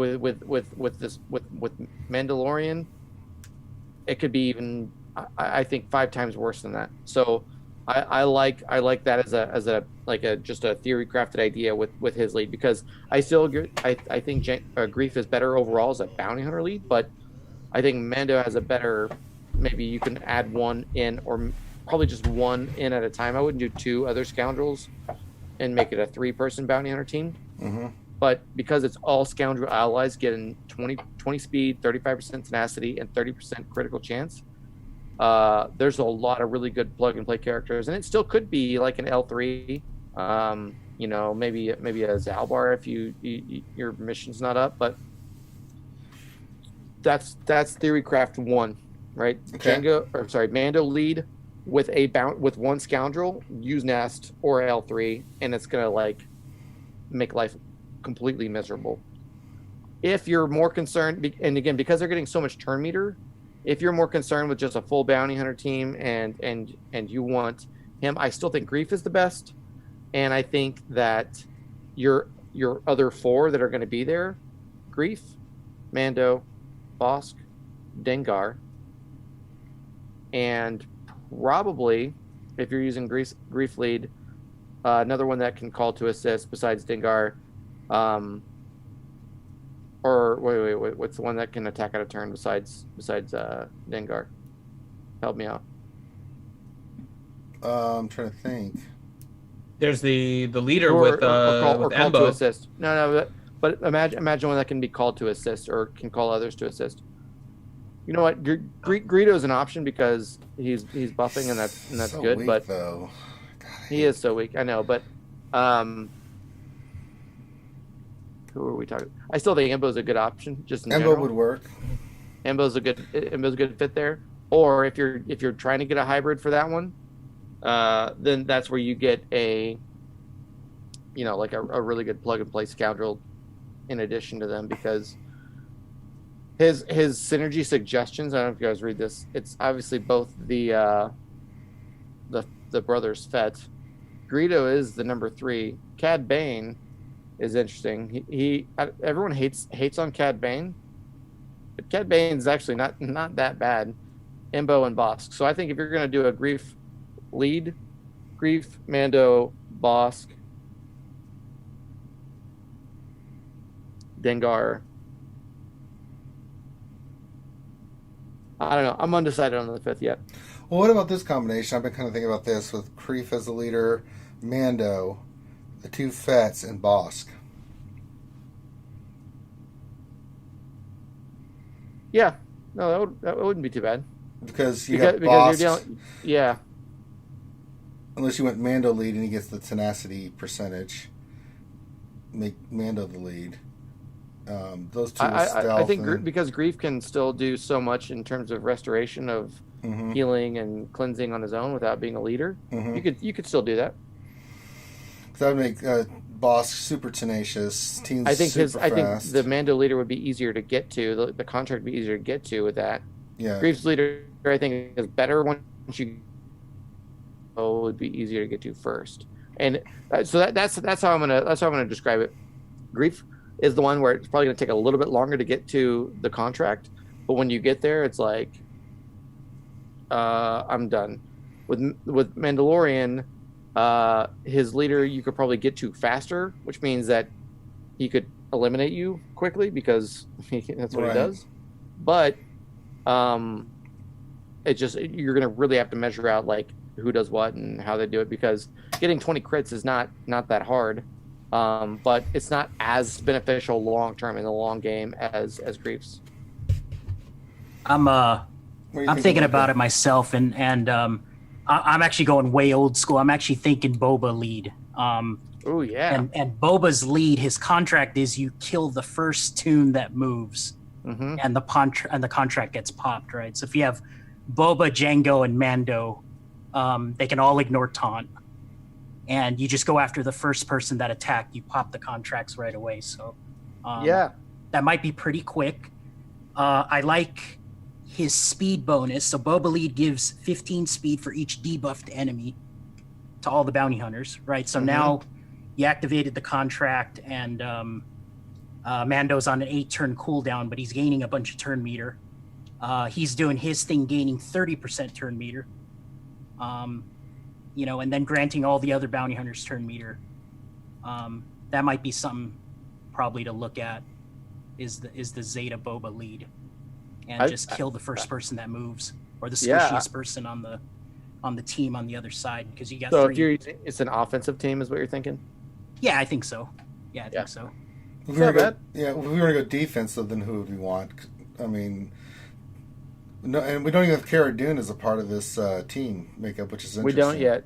Yeah, we can talk about that in a minute, but she's not a bounty hunter though, so she's not going to be able to contribute. She's got the Scoundrels stuff. Yeah, but she can't contribute to the payouts, right? That's one character less that you have to get all of the payouts, since it's only bounty hunters. You don't. All right, so let me address that point real quick, because that's a good point. In fact, Jacobium, I've always messed that up. JSBM. I knew that. Was asking about Canderous, Dengar, Sabine. First of all, Sabine was a Mandalorian, and a bounty hunter. I don't know why she didn't ever get that love in the game, but you all know that, right? Well, she also worked for the Empire. Why didn't she get an Empire tech? I'm kidding. She did. Well, you know what? Hey, she got the Darksaber. That worked. You got the Darksaber, and I'm sure we're gonna see that in someone else's hands soon. But yeah. So like, I use Canderous on my bounty hunter team often, and especially under a Bosk lead, if they don't know what they're doing, that is dangerous, because the leader of a Bosk, like anytime there's a debuff, that heals everyone. He's like just a healing machine back there.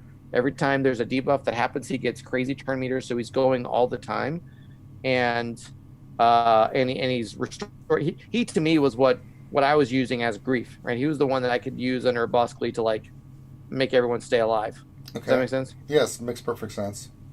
And now that Greef is there, I think he probably doesn't necessarily, you don't need him in there, but I still think Dengar is probably one of the like unsung heroes of the bounty hunter faction, and really I've threatened to Zeta him so often because I just think he's such a pain in the ass to kill. But if we're talking about like really intense theory crafting where you could eliminate the ability for the other team to stealth, yada yada, I think he fits on any one of these teams still.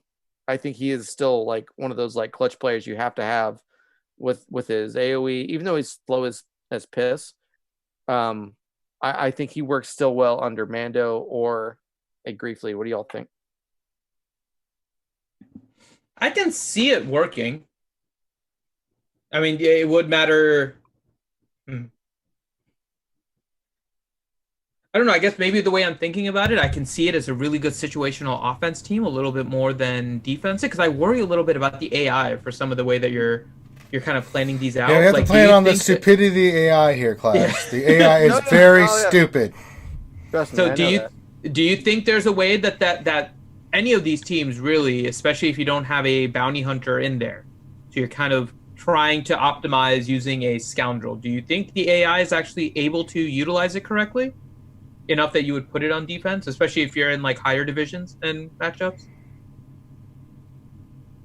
Yeah, so I think depending on what that other fifth player is, and sometimes it's not even a scoundrel, sometimes it's other things, right? The example I'll give is Nest, right? Nest being a really good plug and play scoundrel on a lot of these teams. Most of the time, if the player has like 3 brain cells between their ears, if they see a Django with a Nest on there, they're not going to try to like get cute. They know things can go wrong because Nest is like a really hard character to bring down. And so I feel like if your bounty hunters are like meh, and like you throw a Nest in there, they have to get above a meh to like make sure they're not getting a scenario, which I can screenshot you guys later. My GAC had 10 attacks on my Nest this last round, and it was on like a Poggle lead. They thought they could go in there and like, oh, I'll chip away and no big deal. But there are plenty of scoundrels options that can make this much more difficult. But the challenge is making it much more difficult without enticing your character to just overpower it. So to me, if you use either one of these leaders, right? Again, I think Greef is still the main leader between the two of them, just given how good it looks. It's going to have to be tested. The AI, as we all know, can do really, really dumb stuff. Young Han opens with his special before he gets prepared. Like, why? That makes no sense. It does it anyway. They don't give a shit. Sorry, crap. Did you say shit? Are you kidding me, man? You're on RC. I don't know what we're on. Have you heard a Ranger rant before, yeah, sir? Where have you been, brother? Like L3 opens with her special versus just ticking up to Mark 1. Like, what the fuck? Like, why would you do that? Like, it doesn't make any sense why the AI can do what it does. But what matters are the things that the AI like is controlled by the uniques. The uniques are everything in this game. If you guys don't know that, you guys haven't expressed that to your people. Things that the AI can't mess up because of a special or a basic, those are like golden. And what I love about both these kits is their uniques are really effing strong, like really good on their own. So I absolutely think you can make a defensive squad out of the bounty hunters, even plugging in 1 or maybe 2 other options that your enemy is going to have to like really figure out how to get around it, because the uniques are, well, except for the one, like it doesn't even matter for Mando. I know it's only bounty hunters that get the turn meter, but that's still 4/5 of your team if you're using a plug and play somewhere else. What do you guys think? Am I like way too psycho about that? That's why we have you on here, brother. No, I think that makes sense. You gotta get people thinking about this stuff. You know what would help to test some of these things? A sandbox. Just throwing that out just there. throwing out there. I don't know. I gave up on Sandbox. Yeah, I know. I was fortunate that I had, was it one of my shard mates retired and let me take over his account so I could test against myself. Oh, that's nice. But it's still not easy. Like, it's still a pain in the butt. Did you guys ever have a test account, or did you guys ever have any of that stuff? Nope. I haven't either. But I can tell you, if it's anything like doing it in real life, I'm sure it's actually a little bit better if you have a test account. But getting your accounts lined up, getting the things in there, all that is like food for some Yahoo to come in and like kill you, and you have to spend crystals to get back. Like, it's a really defensive theory crafting is like the hardest thing in this game because it really is. You don't get many chances to like try it. Yeah. Mm-hmm. And so anytime I could like figure that out, I had the time. I spent, it'd take hours to like get things lined up. And I say, look, let's try this, let's try that. I can't tell you how many days I went through and completely had no crystal. Like, you couldn't refresh anymore on an arena. Like, you're just like, well, you can't do it anymore. Like, too bad. Sucks. Maybe a lot of people are lucky they have shard mates that'll help them put things together and like, work with them and all that stuff. But if you're doing it on your own and it's late or whatever. So absolutely, if we're talking about defensive theory crafting with this group, it's going to take time. It's going to take a little bit of time. I just feel like, based on the uniques and based on the way I just Mando is going to be great in a lot of places. He's going to be good, probably better as an add-on somewhere else, where you can get him to contract very quickly and just decide who you want to kill, even if it's on defense. Get him in a scenario where it's Django lead. You've got like a blazing fast Zam that's like 320 speed, and then your next is Boba that's super fast. I think he could probably get to contract in like 3 turns if you did it right. Like if based on these new kits, and then all of a sudden it's like before you even move, you've been disintegrated.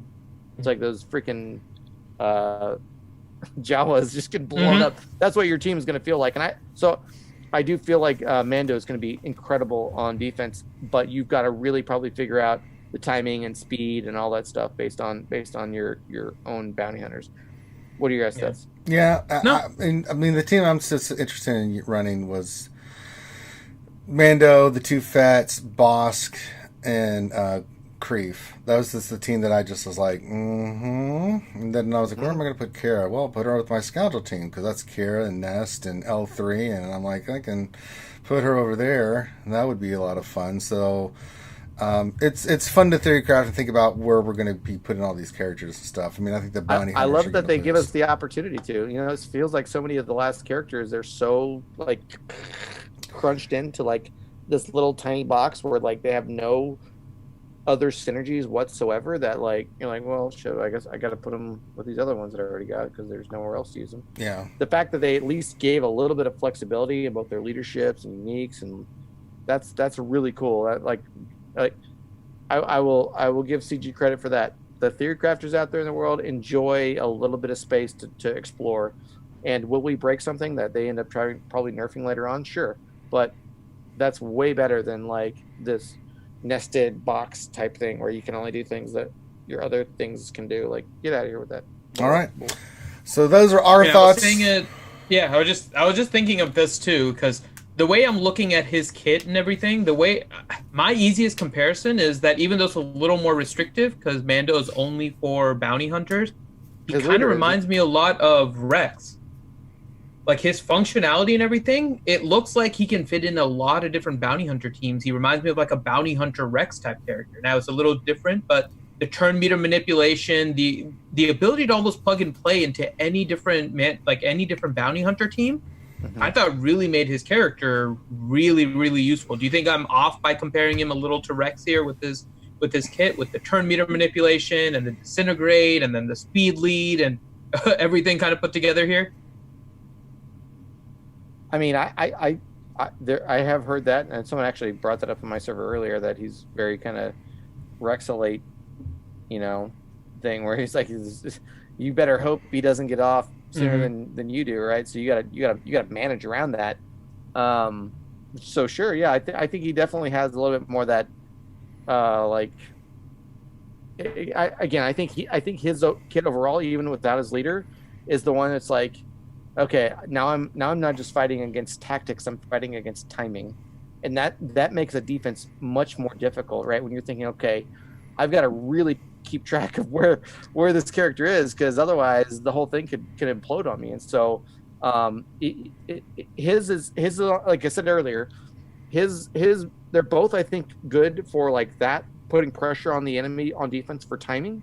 I think Greef does it because he just buffs so hard once everyone hits contract, and Mando's is because once he hits contract, like game over, like he's going to kill someone. And it'll be interesting to see who the AI prioritizes with that, right? Because, you know, like for example, I don't know, I guess maybe it's Malik, right? Malik, we know in the code, like he will life suck the lowest health person, right? So if you've got like a zombie in there, and he'll just kill the zombie and the zombie will come back, right? That's kind of dumb, but it'll do it. I'm curious to see who the Mando chooses as his target first, and see if we can get some patterns out of that, because they're both good. They're both really hardcore because of the timing factor that you have to think about when you're trying to fight them, but for different reasons. One, because things are just going to get out of hand in general. One, because I'm going to become a 4v5 very quickly. All right, so we need to get to the questions because we got a bunch of those piling up. But before then, this is a 4-hour stream, right? Dude. It may end up that way because I haven't released all the. Yeah, it's time for another round of bits and donations. So let's just grab your drinks, and we'll grab try to get your the snacks. questions in here too. Well, we're gonna get to the questions right after we do this nonsense. Let me ask, actually, Clash, would you like to read out the names of everyone that typed Scoundrels in the chat? Where do I find that? I'll put it in the Zoom chat for you. Okay, I would be glad to do that. Okay. Yeah, we still have to do so that. For all you people that typed questions. it in chat, you guys are going to be able to get Clash to read your name. So we'll shout out all of our YouTube members and subs and everything. And you know what, Clash? If you want to have some fun, this is what we'll do. You have the stream open, right? Mm-hmm. So when you're reading the names, we have a few things to read first. But when you're reading the names, I'll let all of the donations go. So your job as our guest is to try and read through those donations. Do you think you can? Are you up for that challenge? Reading through the. You just have to read the names. Bid donations and everything that'll start coming through. Oh no, I can't do both. Are you saying read? No. You just read the list. We're going to play the bits in the background. You have to concentrate on just reading the names. You have to concentrate and read it. I'm a simple man. Scoundrels are focused on one job at a time. All right. So your job is to focus on this, but leave the sound on and try not to get distracted. All right. All right. Let's see if I can do it. All right. So before we do that, Finn, you want to shout out everybody then? Yeah. Let me shout out the all of our other patrons and stuff. By the way, so Clash will do the chat shout outs there. So if you guys want to start queuing up that nonsense, go ahead and do it now. We'll unleash it for Clash here. But let's go ahead and shout out first off, all of our patrons. So shout out to Alux12, Bimasu, CBO97, Chaos 13, Chopper BZ, Commander Skywalker, Contingent 33, who had, thanks again, Contingent. That was a nice $200 awesome donation at the beginning of the stream. Thank you so much. Yeah, thank you, Contingent. Darth Teflon, Darth Bob, Devil's Treasure, Dobby. You can go ahead and say that one, Ranger. I can't do Dobby. Dobby from Harry Potter. There you go. We got Doc Ravish, Dr. Feelgood. He's the one that makes you feel all right. We got DSP, Fling Monkey Poo, Hogzilla, Heinzie, our Australian brother down there. Streams in the mornings, if you guys haven't checked him out. It Poops Bombs, Jasa BM, who's in the chat. Jackson Tucker, James O'Many 99. We have Just a Bum, Kalessin, Kashmir, Matthew M. Thomas, Maz Kanada, Mike. Hey, Maz. ND Fox, Night War, Ouchie Dumpling, Ray Rock, Riverboy 12, Rose Taco, Revenator, and of course, that's our Eternal Twins person. Sanely Red, Shadow Val, Sith Lord, Flash Van Rhodes, Strum, Teals, and Walter Arnold and Utah. And Utah is one of my newest guildies, by the way, so shout out to Utah. Then we have our Twitch subs. We have Bad Rongo, Big Country Mags, Bimasu, Buzzsaw VG, CBO97, Contingent 33, Corinth Battlespire, Darth Poo Man 987, Deadpool Kyle 328, DJ Sir Loki. I wonder where I've heard. Yeah, it's weird. It sounds like we heard that name before or something. Dr. Feelgood, Escape Podcast, Exo68, Gone Dark Hell, Grande Patron, Grim RSG, Jedi Nightjaw, JOM99, Kitty Oda, Kawabunga, Maz Kanata, Ouchie, Ranger J 1999, Revenator 7136. Then we have Sanely Red. This one, I think you'll like the name of this one, Clash. This person's Twitch handle is Sheev Palpatine's Nips. Oh yeah. So Sheev Palpatine's Nips. Not Sheevy, okay? Oh God, you can etch glass with those things. you missed Grande trying to save that name. He was saying You can shave dial Palpatine's a- nips. Dial a rotary phone with those bad boys. But Grande was saying shave Palpatine's nips. He had shave Palpatine's snips. Like it was like every conversation, every like combination there without saying sheave. He went shave. He was convinced it said shave and kept going down that. I only shaved the one. I Right. keep the other ones. It's what, yeah. There we go. Yeah. Deals to Smurf, Torin Jack, Tumblo Drye, and Ziglet. And then two are YouTube members, the lovely people that have the green text on their names with the lovely RSG front emoji. You can go ahead and pop it. You're perfectly fine, Clash. We have Bad Rongo, Bimasu, Contingent 33, David McKinley, Devil's Treasure, Dexatronic, Dr. Feelgood, Gino, Guzza Buzza, I'm the Dad, James O'Maney, Jason Hommel, John Moran, Maz Kanata, Revenator, Sanely Red, Shadowval, Slashfan Rhodes, Steve Nichols, Swuggo Gretchen, Teals, Trask Revan, What Else 73, and Youngin. So there you go. Well, all right. Now the nonsense begins because so this is me going through the list of people that you just the list of people. Right? You all you do is read, and we're gonna play all the sound bites. Wait until you hear the first sound bite on YouTube, and that is your cue to start. Wait. All Prepare yourself. You guys are gonna have to like not or do I? Is there a way to like mute you all here? We won't say a word. Yeah, we we'll will not muted. say a word. If you have YouTube open, we will not say a word. You will only hear the alerts. Yeah. And then yourself. That'll be it. I got it. Okay. It's gonna be difficult, but I'm gonna try my best. So I'm gonna go 3, 2, 1, and then I'm gonna unmute YouTube. And I'm going to. Y'all are gonna. You'll have to wait until you hear it because there's going to be a slight delay between when you hear it on the stream and stuff. So I'm going to go ahead and I'm going to start playing them now. So get ready. Got it. All right.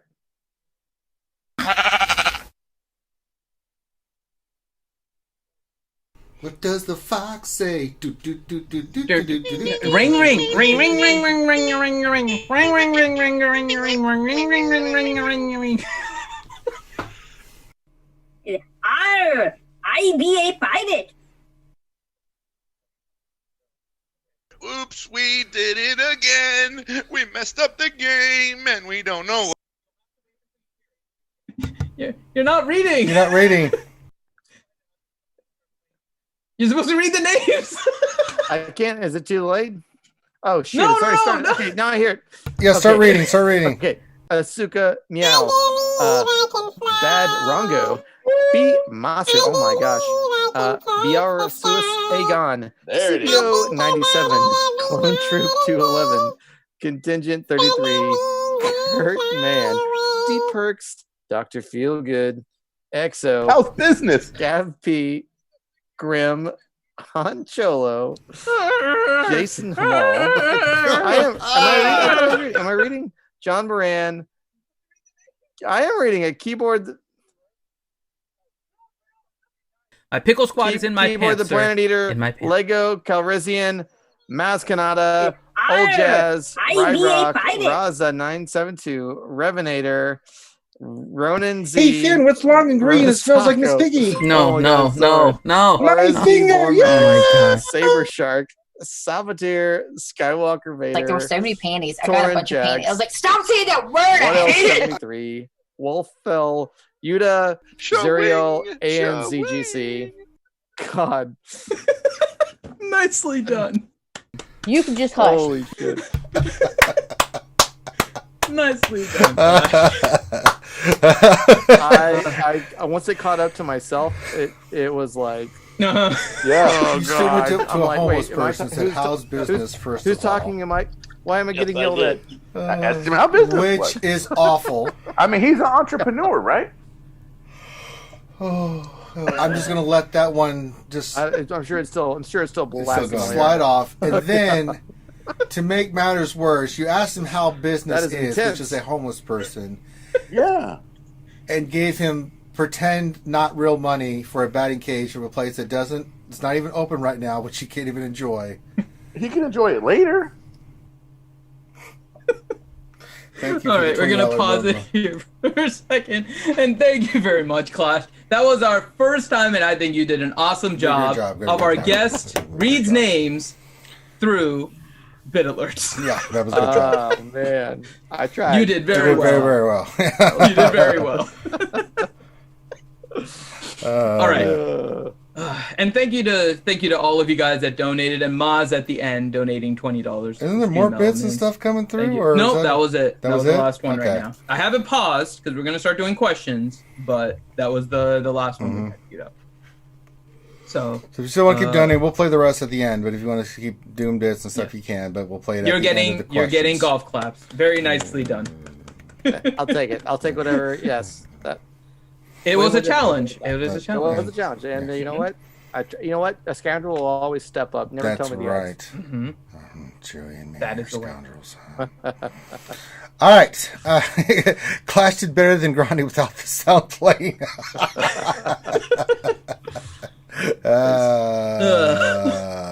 All right. We'll get to the questions here because we do have a lot of questions for Clash too. So that's what I figured. Yeah. No. Yep. RSG Bormax question: what happens when Mando uses his disintegrate ability without crit chance or crit damage up?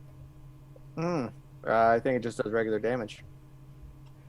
Or no. It won't even be available. You have to have crit chance up or crit damage to even let it be clickable. That's what it does. That's right. Yep.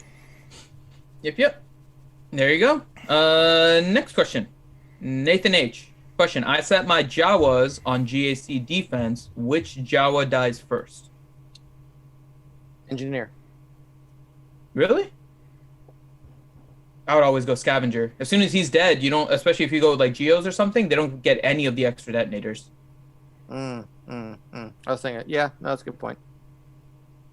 I mean, so the question is... So Scavenger is the right one? Scavenger, because as soon as his unique is done, then they can no longer put detonators on you for attacking them, right? And the Jawa Engineer can only res droids. If Jawa Engineer res Jawas, it would be different. But yeah, I thought Engineer res Jawas too. I'm not a Jawa guy. I don't know him as well as I should. Houdini! I hate Houdini. Yeah. Not a fan. All right. Nathan H. question: will Ranger ever have an uninterrupted opening monologue? No. Not ever again. It's not possible. People like to donate and stuff, man. I'd rather take that than hear me talk for 10 minutes, so. Yeah. The days of that is over. Those days are the days of you are long forgotten. All right. The Boba Fett's. Ooh, nice username. The Boba Fett said, question, what happened to Watt? I heard he got nerfed. Thanks. What? Yeah. I'm thinking. I think they're referring to the Galactic Legend bug. Bug, but AI issue. All that means is, so people figured out that the AI would prioritize things incorrectly for what the level of insanity they want the Galactic Legends to be, and people were getting away with killing Galactic Legends with Watt, putting the tank tech on was it 5s or something? Yes. Yeah, 5s. And essentially what they've said is, well, now we're going to make sure that they don't do that, so that way you can't just get away with the cheap counter anymore. Right. All it is just saying we fixed our AI so you can't get away with the cheap counter. A smart counter done by people that do good theory crafting, which is our job. Yep, that's exactly right. Well put, sir. I think T Money did a video on that. So. Yeah. It's outdated now, but you can watch it. It's the reason why they're doing the AI change. Yeah, it's all her fault. Thanks, T-Money. Poor T-Money and Gom, like they find these things and then they put out the videos and now they get the like nickname of Operation Meta Nerve. It's honestly like that's why I hate. That's what they do though. So it's really tough because like when I did the Stormtrooper Hunt video, I was thinking like, oh shit, they're gonna figure out a way to like nerf this versus gas, but they didn't, fortunately. But like my very first video I ever made was showing how you could solo JKR with Nest, and immediately like, and then they fixed it, and I'm like, this is bull crap. I'm not gonna share my stuff anymore with anyone.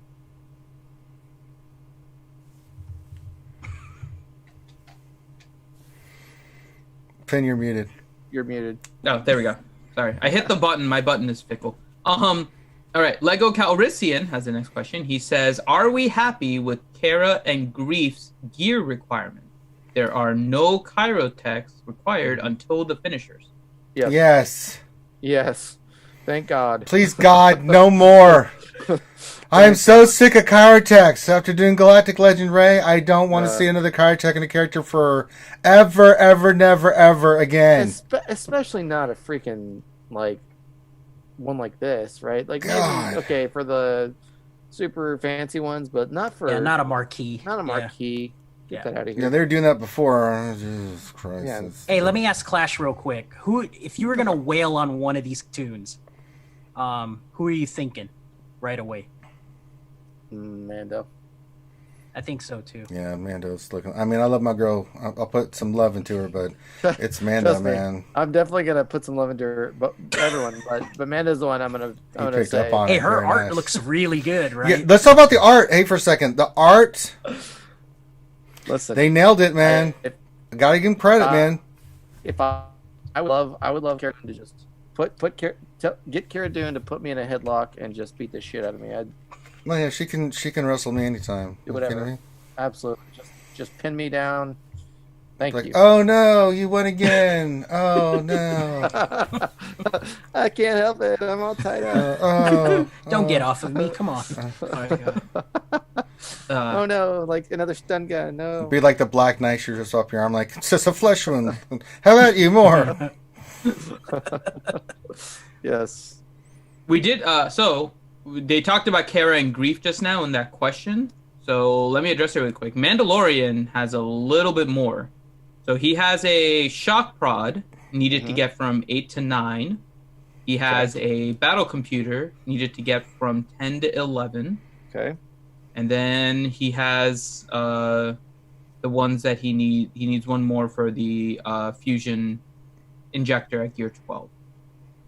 So it looks like he needs 200? 3. I'm double checking because I thought I saw 4 worth. Oh no, he needs 100 of the particular item for that last one. Yeah, so he needs one once you hit gear 8. You need once you hit gear 10, and then you need 1 to get from 12 to 13. That's not bad. That's not bad. No. A little bit earlier than the other characters, but yeah, not terrible in the scheme of it. Yeah, I can deal with that. Okay. Next question is from Dart Jar Jar. Says, question, do you think Greef is light side as an accidental spoiler, or was it so that he wouldn't make bounty hunters too OP for dark side TV? I mean, please give me a different opinion on this, but I think they made them light side in general because they're building up more Mando content than we probably know. Like I think they're probably going to some more, not Mando, but they're going to be some more like an Empire situation that comes later on with you. Why would you give one of the characters so much anti-Empire synergy when Empire isn't really something you need a lot of like synergy to be, right? So I'm thinking they're probably going to do some. They've already alluded to the fact that they may do some OT stuff in general. So maybe that, but same time, I don't know. Like it, I think they made them light side because they didn't really have a good option. If they made them dark side, there's not like a crazy ton of like stuff that is in their kits, any of their kits that is like they need to be a dark side ally to do this, right? Just bounty hunter in general. You didn't need that. I don't think. In fact, good bounty hunters can still do well all the way through dark side TV, even up until 4. Like, I mean, I still, with my crappy bounty hunters that are only like, we're like 5 and below, can get 3 out of 4 on the 4th phase. Like, I don't think they were gonna like avoid them being too OP in dark side. I just think that they wanted to do it because it fit in with lore, and they fit in with maybe future plans they have for Mando content and OT content. What do you think? I agree. I think we got some Empire stuff coming. I really like that point because it's coming. I still think neutral would have made more sense to what Clash was saying earlier, but I mean, it's too hard to cut. It's too hard. Hey, Sarah. It is. Yeah, they tried it one time, and we had like floating droids in space for fleet battles. Yeah, I think they do have like the neutral emblem. You've seen that, right? The little like. Yeah. Oh yeah. You can search for it too. If you go into like the filters of the characters, you can sort by, you can filter by neutral, and there's 0. Well, but you can also see the actual thing. It was used in one of the events. One of the characters was neutral. I don't know what it was. But the point is, I think that would be too much for them to be able to manage, like how much craziness a neutral character could bring to all things, right? So yeah, they're like, well, they're just gonna be like, we're light setting it now, and we'll get to neutral never. We did get a donation of $2 from DSP. That's right. So he has a team suggestion that you can give your opinions on Clash. So his thought was a Mando lead with Bosk, Greef, Kara, and Watt. So interesting. Okay, so the first thing that goes out is tank tech, typically. Right. That goes the boss. And there's a boss. So boss would be pretty. He'd have to be higher HP than Kara, right? Hit points total. Mm-hmm. Yeah, because they both would be tanks, right? Make sure that early on wouldn't be too hard to do, because that's the one thing I was thinking about with Kara. As soon as I saw her, I'm like, oh, what would Watt do with that? You know, on a scoundrel lead, it's kind of a waste. You know, like. You got her tank. I mean, unless it's Akira and you're trying to like, you know, maybe do a tank, like a taunt swapping situation, like you can do with Zalbar and Juhani. You know, like where she loses it as soon as she loses her protection and then regains it, so they like both kind of go back and forth with the taunting. It's really annoying, really hard to deal with if your Juhani has more hit points than Zalbar on defense. It's a Theorycrafting video I did a couple months ago. If you have that same scenario where she loses it, Zalbar gains it, and she throws it right back, maybe you could find some really creative ways to do that. But she loses the benefit of being a really good damage dealer on Scoundrels, which, based on the stats you gave me earlier, I wouldn't necessarily want to do. So on offense, maybe I think you could do a lot, right? I think if you gave her the damage tech and you gave, you know, Zalbar or even like, you know, Bosk the tank, you could, I mean, just line up any Night Sister team you want, knock them out, line up a crappy Grievous team. I think you could still do that pretty well based on the new kits. It could work. I think they're going to be a lot more. This is where I think they're going to be able to fight off Grievous on defense and other separatist groups that aren't being done right now, even Bugs and others. So it could be good. I like that. Okay.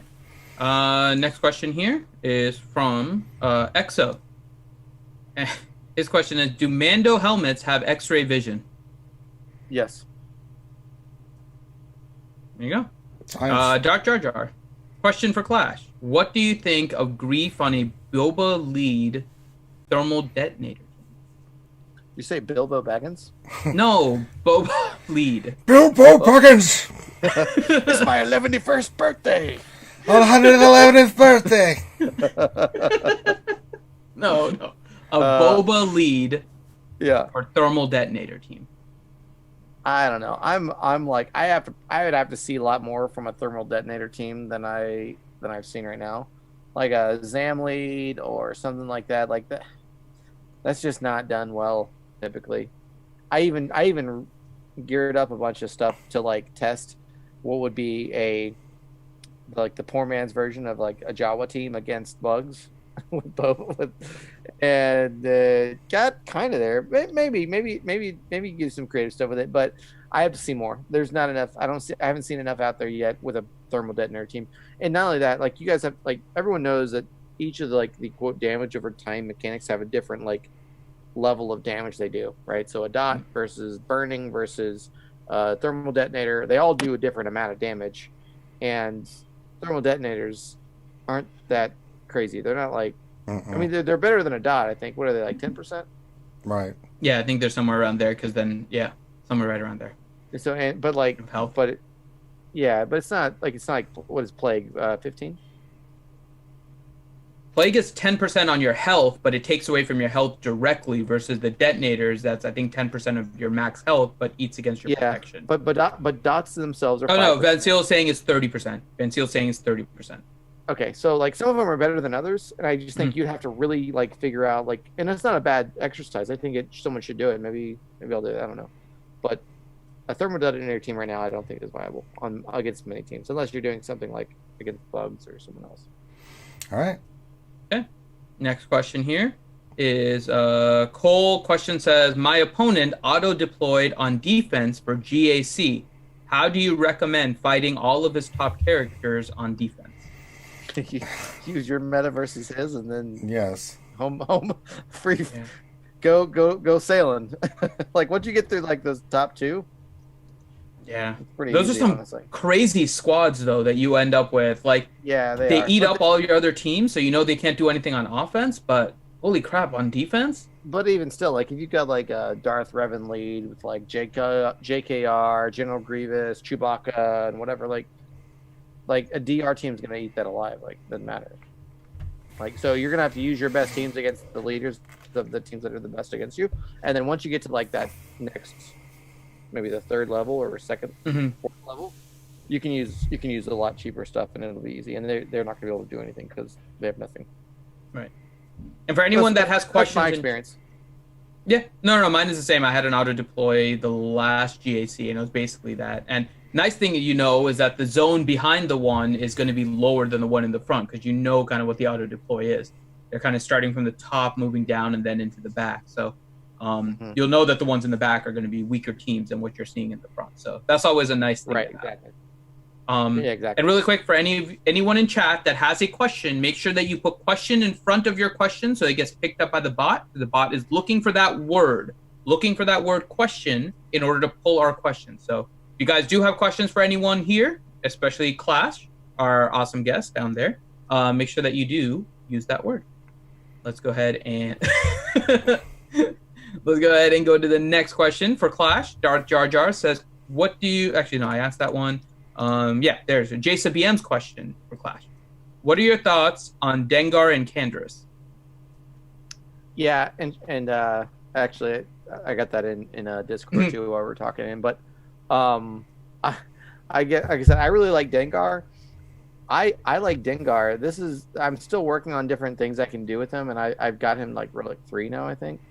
But I like him against certain things on offense as a leader, and it's mainly because 50% crit damage reduction is really nice if you're trying to like survive. You know, like that mathematically as a damage mitigation number is like, I don't know any other leader that does as much damage mitigation as 50% crit damage reduction.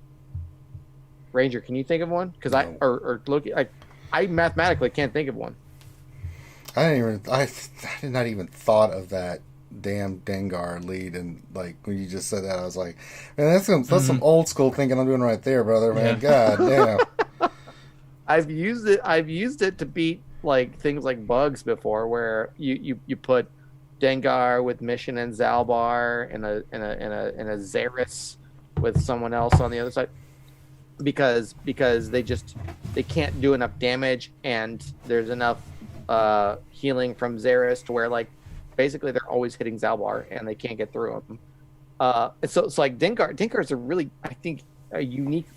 I don't know. I'm still working on some theory crafts with him, but there are definitely some teams out there that I think Dengar in general is good, both as just a support, you know, like he normally is, and I think he's. I'll also say this: maybe I got lucky, but in the last GAC round, all three rounds, my bounty hunters held at least 2. So I had one that was 2, one that was 3, one that was 4. And Dengar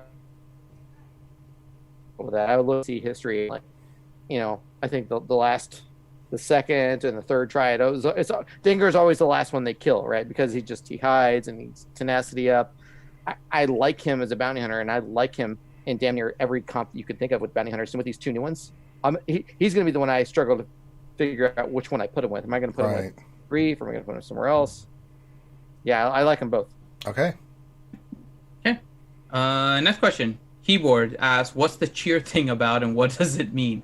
I'll just simplify. So we've been doing more on Twitch as well. So we do most of our Galaxy of Heroes here, but we do have some Galaxy of Heroes on Twitch. We also live stream a bunch of other games on Twitch more regularly. So Monday nights we do our Marbles on stream. Tuesday we do Don't Starve together. And we're trying to get a more working schedule on Twitch moving forward with a bunch of different games for you guys. You're still doing D&D? Yes. We are doing D&D. Right now it's on YouTube. I love that. It's my favorite. It is so much fun. But yeah, so we're doing D&D right now. Next time you start up a campaign, like, let me know. I'll down on that. Okay. Really? Hold on after the call. Okay. So we have Dungeons and Dragons that we do on YouTube, but we're doing more stuff on Twitch and YouTube. And Twitch gives us a little bit more flexibility right now. It's also a little better for live streaming than YouTube is. So there we have the bit system over there where you donate bits. We have a link to do sound effects over here, which are just awful. I'm just saying, just awful. Yes, Grim, we are looking at doing Borderlands 3 tomorrow night. Nice. There's an update tomorrow, so he is excited about it. And yeah, we were going to try and stream that. So next question, Revenator question. What do we, skewers, get for hitting different levels of the hype train every stream? More you emojis. get it from Twitch. Yeah. Twitch gives you emojis. That's what we can give you. That's all it is. Dexatronic question. What kind of IPA is Clash drinking? Oh. Lagunitas. I like that one. Yeah, it's a good one.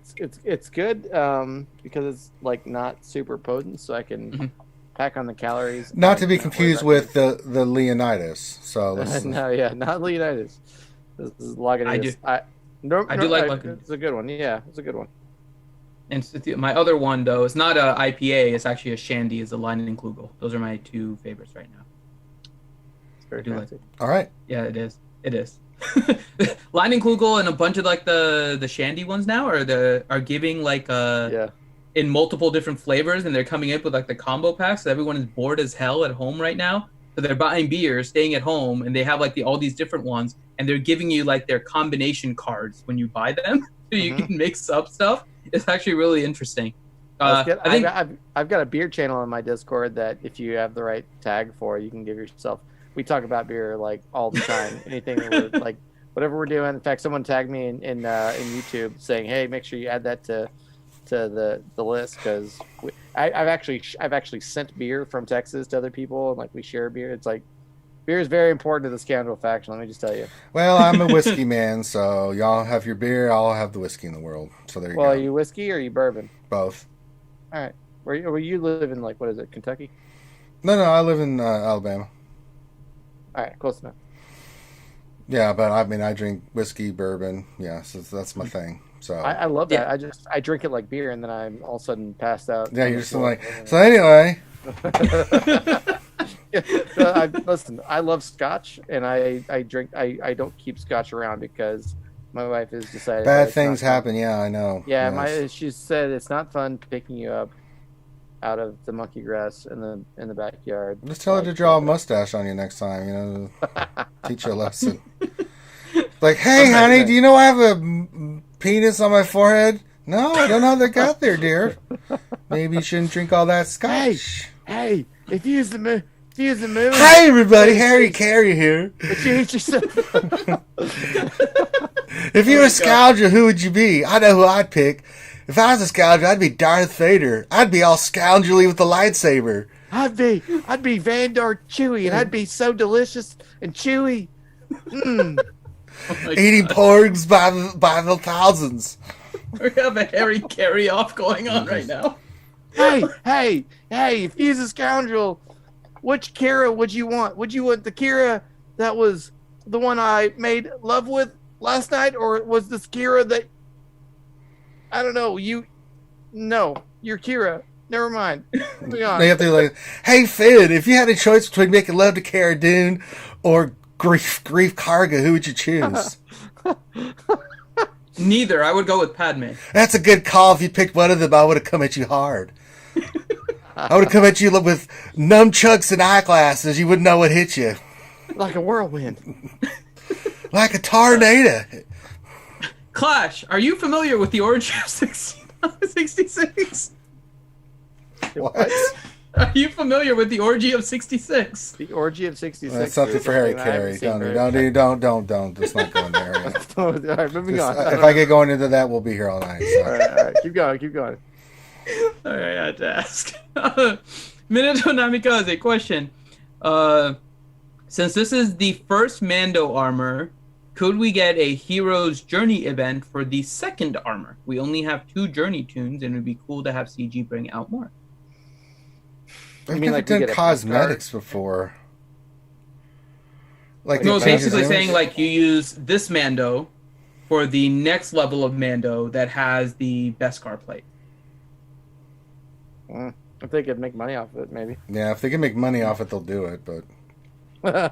Yeah, they'd have to bring it out quickly too, right? Because if they leave this out for too long, then everyone's going to have the characters. So the Beskar Mando would have to be out, within like a month?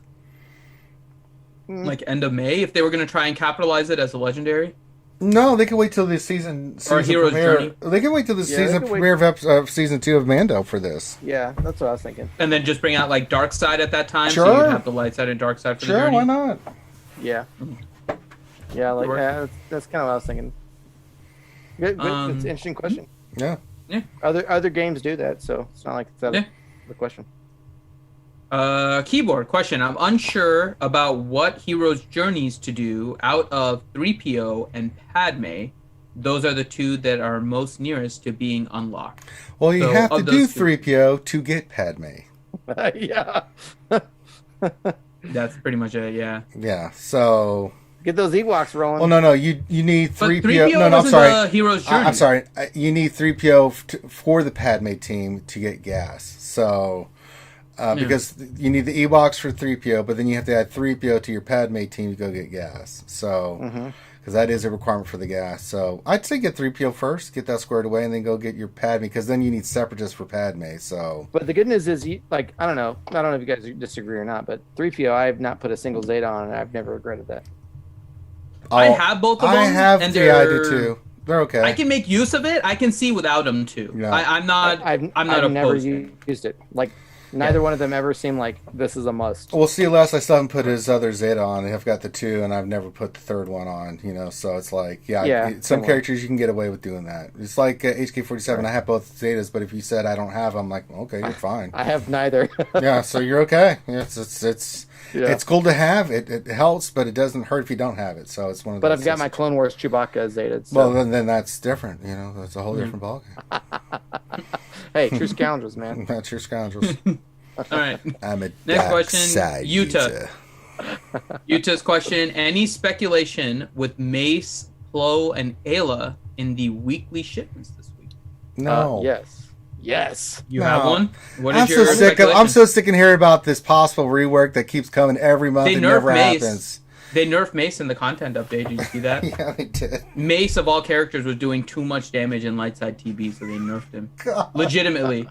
That's like their one of their fixes is that they nerfed the damage of Mace. One of the worst characters in the game. They nerfed his ass. Wasting time. Why would they even do that? Because too many guilds were getting 20 stars or something, right? And because it's so easy. Yeah, pretty nuts. I still even though. So here's my tinfoil hat conspiracy thing on. They've done a whole bunch of transitional work in the last 4 months. They already had plans to do the reworks to some of those other Galactic Republic Jedi, and they had other mandates that came down on them, and they had to get those done first. But they've still kept those other things on the shelf, and I do think they're going to come back to them. It could be the case, but until it happens at this point, I'm just like, I'm tired of talking about the possible reworks. I said the same thing about Mando content. Like, no, they're not going to come to it. They've got so much other crap going on. It's not going to happen. And guess what? But the thing, we knew Mando was coming. I didn't think it'd be this soon, which I'm very happy about. But that was the only thing for me. Right. That's my point. I think Mando, the popularity that it had, actually probably was one of the reasons that they shelved. That could be maybe next month or June we get like those reworks, but it could happen. But yeah, I think Mando actually took up some shelf space of their development time in the last few months, and that's why good form for recognizing, because that's the right move. Yeah, I agree. All right, next question. I just want to say how sad it is that they're nerfing like an NPC Mace Windu, and they still can't give us one that's boosted. Let's not talk about the stuff he doesn't have, Finn, and just move on. I mean, how many times I did a lore video on the bastard. If you want to know what he's missing, go listen to that. No, but I'm saying how many times are they going to nerf like an NPC Mace Windu? Because they were supposed to bring him out anyways, right? With the release of Lightside GeoTV, and then they said that he wasn't ready, so then they just delayed it. Now they're nerfing the Mace Windu on the NPC for Darkseid. It's like, what the hell? Why? Why are you nerfing Mace Windu everywhere? Why ask why? Bud dry. Next question. I don't know. Bud dry. I don't know. They're nerfing NPC Mace. Sad. Okay. Next question here is from Dart Jar Jar. He said, the question is, where does Bosk go? You wouldn't want to stack one team in such a way that it leaves the others disabled. I would. I mean, yeah, I think right now the bounty hunters can't make two viable teams really well anyway. So, like, if you're trying to it's like saying, okay, would I rather have two Scottie Pippins or one Michael Jordan and a bunch of other players around him? I would absolutely stack Michael Jordan with a Scottie Pippen and let the other team suffer. Now, what is it? 12 of them? 12 bounty hunters in total with these two added? It was 10 to 4. Yeah, no way. I think for now, unless people are gonna put some time into getting their Embo and some other of those supports up, you would absolutely want to put them on with your Bosk, both of them if you can. No doubt about it. I mean, I only use one bounty hunter team in GAC, and it's the Django-led bounty hunters. And I still love that team. But I'll take Dengar off the team, put Mando in or something, and be like, yay! Yeah. Well, and guess what? If you really wanted to get tactical with it, you could. If you have a really strong roster, you're 6 million GP or whatever. Guess what? Put your Django team on your Separatist group, and you'll take Django over there, and then you can give them Separatists, and then you can create, like a Mando lead with Bosk, and you're going to create hell in two places either way. I wouldn't stress about where does my Bosk go. Bosk is going to go with the bounty hunters. You're only going to have one really good team for bounty hunters, right? But what if you kind of then push the Scoundrels, right? Because Cara looks like she might be a pretty decent tank. We'll have to see how it plays out, right? But you can still put her with the Scoundrels, like a Carrot lead, like you mentioned before. Yeah, well, maybe some other bounty hunters, but they're still classified as Scoundrels. You can put a whole bunch of stuff together with the Scoundrels, but bounty hunters itself as a team, I think you're still stuck with your 5 best in rock and roll. Right, I agree with that. Okay. Yeah, I think if you're using Cara to augment your Scoundrels, you should probably put her under a Kira lead with Young Land or someone that can augment what she does.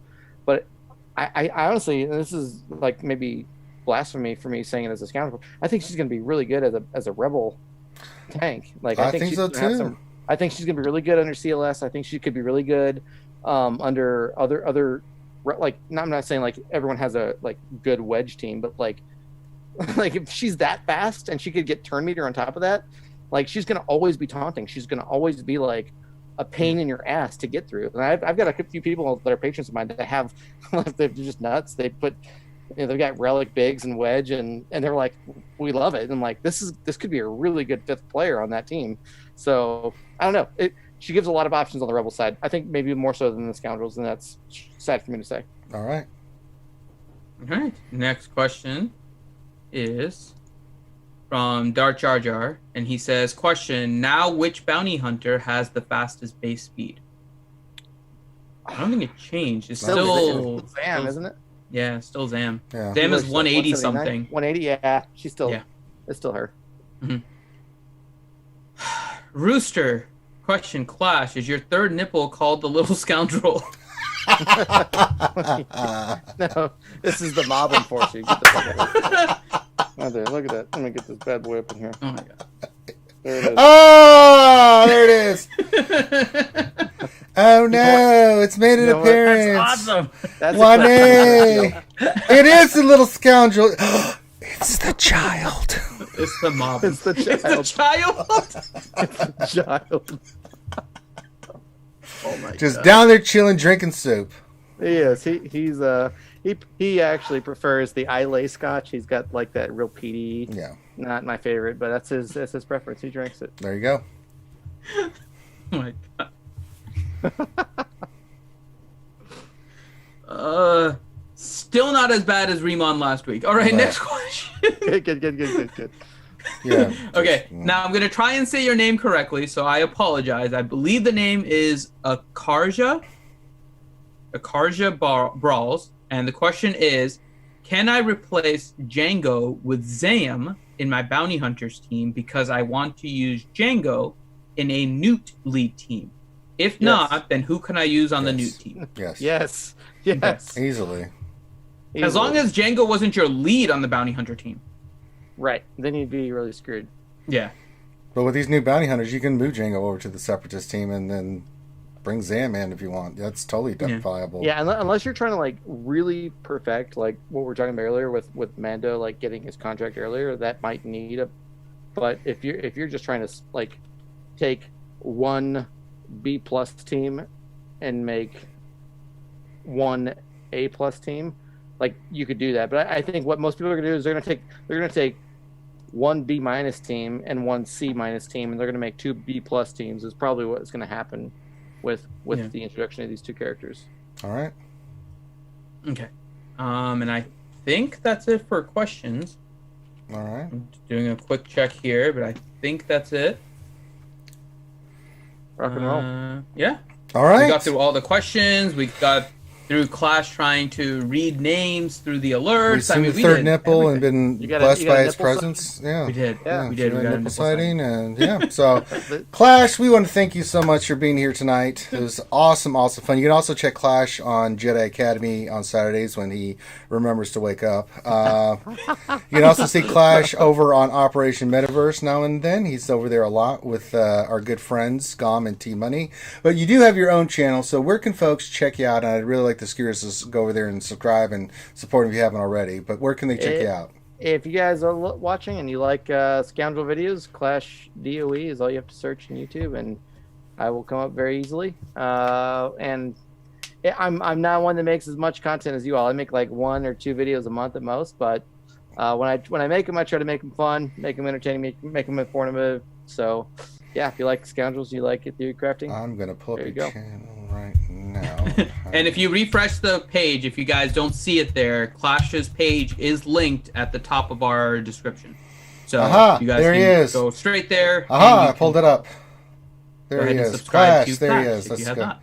Clash. There he is. And I haven't subbed with this my personal account. I'm going to do that right now. So see, he just got a sub right there. Much. See. Appreciate it. Look at all the content. Go over there and suppress it and support it. So there you go. So you can see that they're on the page. There you go. All right, it's that time of the stream where we are going to end stuff. But before we do that, we want to shout out our gold VIPs. That's right, these wonderful people. We love all our VIPs, sponsors, all that kind of stuff.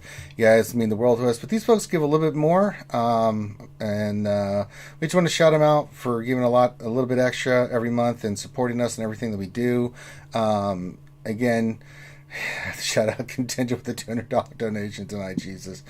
Thank you so much. And you can see his name's up there, Contingent 33. But thank you so much for all these folks. We just want to make sure you're recognized for going above and beyond, and showing support to the channel and stuff. And then you can check out all the stuff here. We stream all the time. Tomorrow we'll have we have. Do we have a roster review tomorrow, Finn? I don't know if we do or not. We do. We have a roster review for the rest of the week now. Okay, so we have a roster review tomorrow. So we'll have our lunch stream, which we do every Monday through Friday from 12 to whenever we get done. I'll do my GAC tomorrow as well.